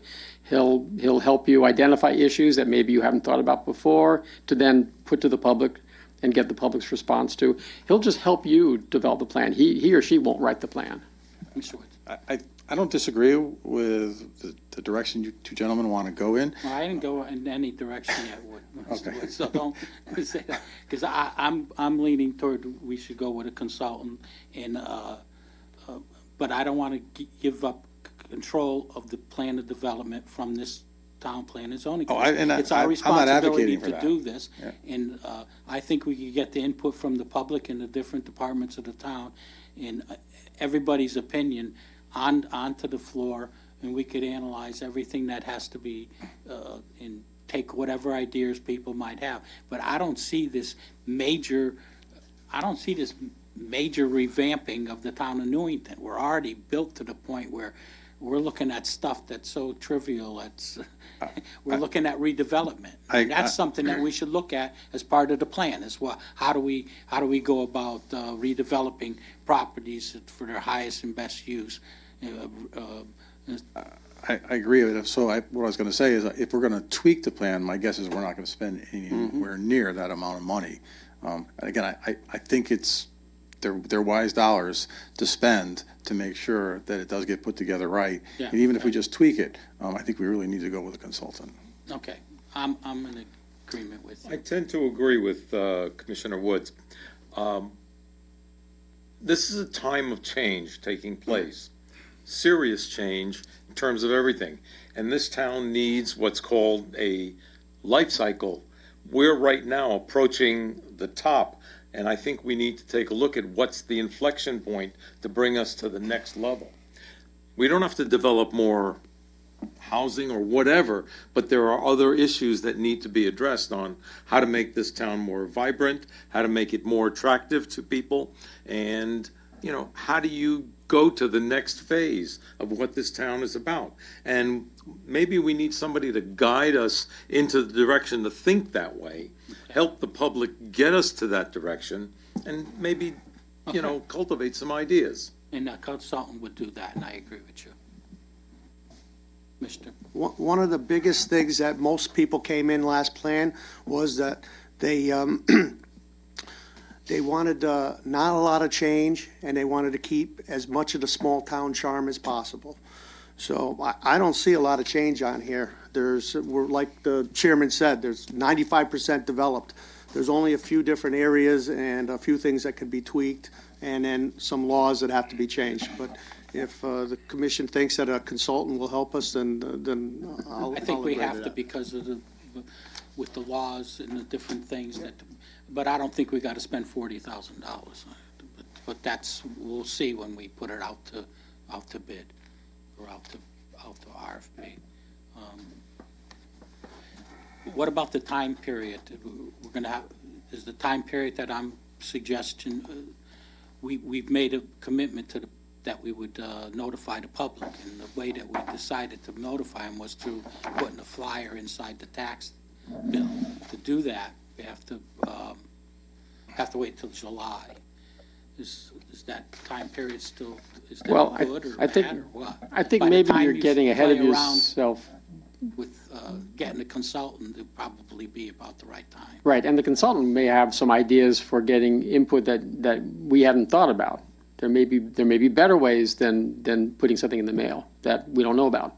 So I'd say let's get the consultant on board and then talk to the consultant about what the best way to get out the word. And what I'll do is I'll come back to you at your next meeting with a draft RFP to make sure that's what you want the consultant to do for the town, and then we'll go from there.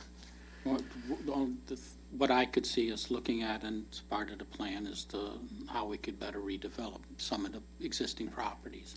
That's one thing I'd like to look at. Right, oh, that's what I was going to say. The thing is, I'd really like to know what our affordable housing number actually is in the town of Newington, because I believe we're over the 10%, to be perfectly honest with you, because there's a lot of housing in the town of Newington, that the pre-war housing, small houses that are selling what I would consider as affordable housing. And I don't think that those are being considered when they're taking into account what's affordable in the town of Newington. And I'd like that to be something that we study, so that when we're forced down our throat to put in developments that were not suitable for the town of Newington, that we have the backup to say that we've met our 10%, because you're not counting this, and this. Well, what towns often do when they do their plan of development is they'll have the consultant do a specific study, like a downtown study or a corridor study or a school needs study or something of that sort. What we could do is ask the consultant to do a kind of a, not standalone, but a specific affordable housing analysis as part of the plan. We could do that if the commission wants to. I just noted I've had the opportunity to help somebody look at housing in the area, in the housing that I've seen compared to other towns. There's some housing market in the town of Newington. The prices of housing I would consider are extremely low, comparable to other communities. I mean, my daughter bought a $500,000 house in Rocky Hill, which probably I can't conceive of why it's so expensive. But I look at houses in Newington, they're running in between $200,000 and $300,000. I don't see $500,000 houses in the town of Newington. I don't see it. And I see this a lot of areas in town, Buena Vista area, areas down in the closer to Hartford, where some of the housing market is. The houses are what I would consider as cheap pricing, not cheap houses, but cheap pricing. And I don't think that those are being considered when they're looking at the affordable housing market in the town of Newington. And I think we're being penalized with the way that they calculate the affordable housing.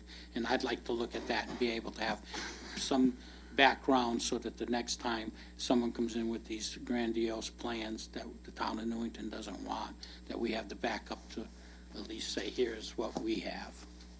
Mr. Woods. I've gotten myself into trouble with some of the comments you just made over the years, but I do agree with you 100%. And it's not that they're inexpensive houses or cheap houses, they're small houses. They're 800, 900, 11, some maybe 1,200 square feet. They're small houses by today's standards, Right. which makes them affordable. There's nothing wrong with them, but they're small houses, you know. But and I do agree. I think if I don't know how or what comes what into that criteria criteria, they're yeah. using, But if because you it use doesn't that make sense a in the criteria town that of takes New those in, I'm not quite sure how we don't have. We should have probably 12 to 15% of the whole north end of town. A fair amount of it is very affordable housing. I think that's Yeah, because they well, have to be deed restricted. Because of the way the law it? Yeah. defines The law it, is. right? Maybe a future town planner report, I can go into a little bit of how the law defines affordable housing, because you're right. Merely having housing that's affordable doesn't count towards our 10%. It's got to be deed restricted in some way. Yeah. Agreed. But, you know, one of the things, I don't know if you are, it doesn't seem like we're considering right now, is the percentage of affordable housing, and what is considered affordable housing is a lot based on the average income of the community. You know, you're talking about Rocky Hill or Glastonbury having more expensive houses, and maybe as much affordable housing, but their average income may be a little higher. They're changing that, so I don't know. It's just one other thing to consider. So if a landlord has a home and rents it out and accepts Section 8, well, actually you have to accept it as long as they can come up with, or whether that is the rent or they have the additional money to pay over what the rent is, that would not then be counted because it's not deed restricted? It does, right. So, but that's not a permanent deed restriction. That's right. So, and that's why the number changes every year. Oh, okay. And that gets reported to the town somehow? No, the state of Connecticut gets the numbers of rental assistance, is what it's called. They get those numbers from the Department of Housing. Not sure where they get the rental assistance numbers, but they get them But from that does their play own into sources. it. But that, yes, we absolutely get credit towards however many Section 8 certificates are in the town during that year. Right. Yep. Thank you, Mr. Chairman. Okay, all right, we put it back on the agenda. Okay. We'll talk about it again next meeting, but I think we're in agreement here. We're pretty much in agreement, except for Dominic. That No, we're gonna- I agreed with you. We're going to have a consultant, and, but I think we should try to get that cost down to something reasonable, and I don't know, maybe if they could do everything, printing and the whole thing for 40,000, but then you're talking about 40,000 plus the printing, and what are we looking at, $100,000 or $60,000 plan of development? Well, When that is what it's other already towns are built. spending, between 60 and 100, depending on how many bells and whistles Yeah, they sure. want. Because different towns have different priorities and burning issues that need to be dealt with at the time of their master plan update. Mr. Chairman? Yeah. I would imagine how you specify the RFP, whether or not it's a total workup of the whole thing or just a tweaking of it or something, the way you run it by the consultant. Right, and that's why Would- I definitely want to give you the drafts so that it's what you want before I publish it. Okay. All right, so keep it on the agenda, we'll talk about it again. Yeah. We got some time, but is the time period that we're talking about, is that? Yes. We're good, we're good. Good? Yeah, we're right where we were last time at this Okay. point. Yep. And like I think Commissioner Wood and myself feel that we could do it in, I don't know, couple of months. Okay. Okay, that's, that, Communications. just one Yeah, little go thing I just want to report to you. The town of Berlin is revising their regulations along the Berlin Turnpike to allow brew pubs. And I just wanted to make you aware, I get calls every once in a while, a couple of times a year, from would-be brewery operators who want to know whether breweries are allowed in Newington. And what I always tell them is that's just another industrial use. Now, if you want to have a brew pub where you sell your beer for consumption on the premises, that would require an alcohol permit. But the brewing process itself is just another industrial activity. Yeah. Yep. Bring them in. Okay. I'd love to have a brewery in town. We've had brew pubs in the town of Newington. There was that Hops on the Right. Berlin Turnpike was a I brew. think it's one of the fastest growing businesses right now in the country. Yeah. And they're So popping up, and don't discourage them. If Right. people want to come in, have them come in. because they're taking an old industrial land that pretty much is just not being used. Free samples. Right. And sometimes Also it takes challenging tweaking. the standard brewers. Yeah. You got anything else? Nope, that's all I have. What about the lawsuit? Oh, yes, okay. So, yes, the Dakota Partners application was appealed, and in your email, just a couple hours ago, I sent you a copy of the appeal. I thought I did it on Monday, but I got distracted and didn't do it, but I thought I had. But you now have it. It's in your in basket. And I'll be meeting with the town attorney in the next couple of days to prepare the return of record, and which is December 11th, I think, is when the record has to be returned. And we'll keep you informed as it progresses. Okay, so, 654. Yeah, I thought I'd send it out, but then a couple of the commissioners said they hadn't gotten there, so I realized, oh, I Ready? didn't send it to you. any communications? Stanley, we all set? No, the CROG meeting was scheduled for tomorrow night, but it got canceled due to inclement weather. But I have been sending the notifications that you've been getting. Stanley, we're gonna get like half an inch of snow. I'm sorry? We're gonna get like half an inch of snow. Oh, they're talking about a lot. It's not, I just Yeah. got it at 4:30 tonight that they canceled it. There was a meeting scheduled for a major project in Newington, scheduled for Friday. The applicants asked to postpone it because they think there's going to be a lot of snow Thursday night. John Wallace School actually canceled their dodgeball for that. Yeah, I saw that. Okay, public participation. Carol?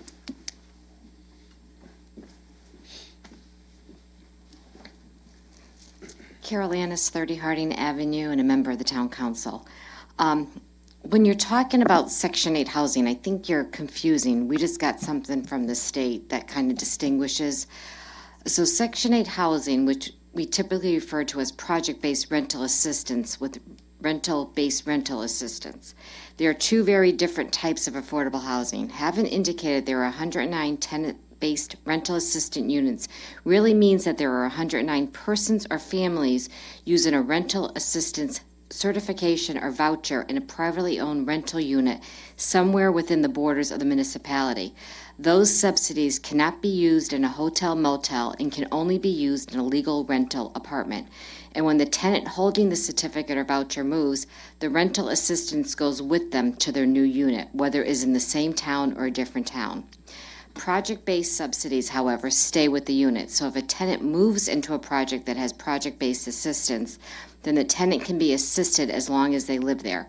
When they move, they do not take the subsidy with them. It remains tied to the unit for the next eligible renter. These project-based units are already counted as assisted housing and appear on our list, which is indicated as the addresses of those properties. So for clarification, tenants do not receive rental assistance checks. Payments are made directly to the participating landlords. So I can forward this to Craig, and he can forward it out to the commissioners. So the 109 is truly the number for the rental assistance. That's for the town of Newington. It's 100. And this is from, Just that category of Just affordable that housing. category.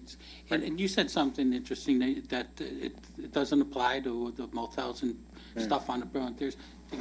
I gotta believe that there's, I mean, the state of Connecticut is putting people into those rooms on a daily right, but basis. the voucher doesn't move with that person. The voucher might just stay with the motel, hotel. Right, and they're not deed restricted. Those rents could go up tomorrow. Are you referring to the hotels that are apartments now? Is that the ones you're referring to? Yeah. So I'll forward this on, you guys can say it, but, I mean, we agree, Gail and me talked, we need to have something in our POCD that states what our housing is and what our housing stock is, because we do cater for something. I think I said it when I was doing the 2020 plan. You know, we have $35,000, $40,000 condos, and we have $800,000 homes. So we have something for everybody to come to this town. We do. We just don't get credit for it.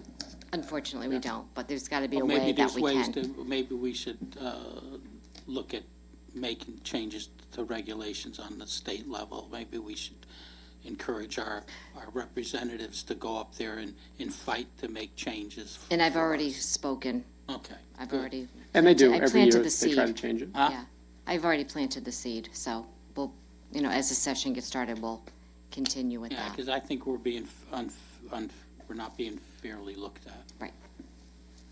Okay, good, thank you, Carol.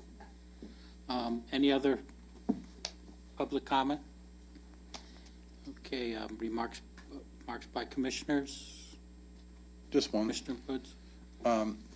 When we accepted Shady Hill Lane tonight, I see that we're still requiring mirror stones. Is that something that we're looking to get away from? I know a lot of municipalities are moving away from it now because of GPS. Because of what? I hadn't thought about it. GPS. Oh, Yeah. Oh, we can look into that. I hadn't thought about that, but we can look into that. Commissioner? Yeah, the DOT does not put mirror stones in anymore. What's called nesting.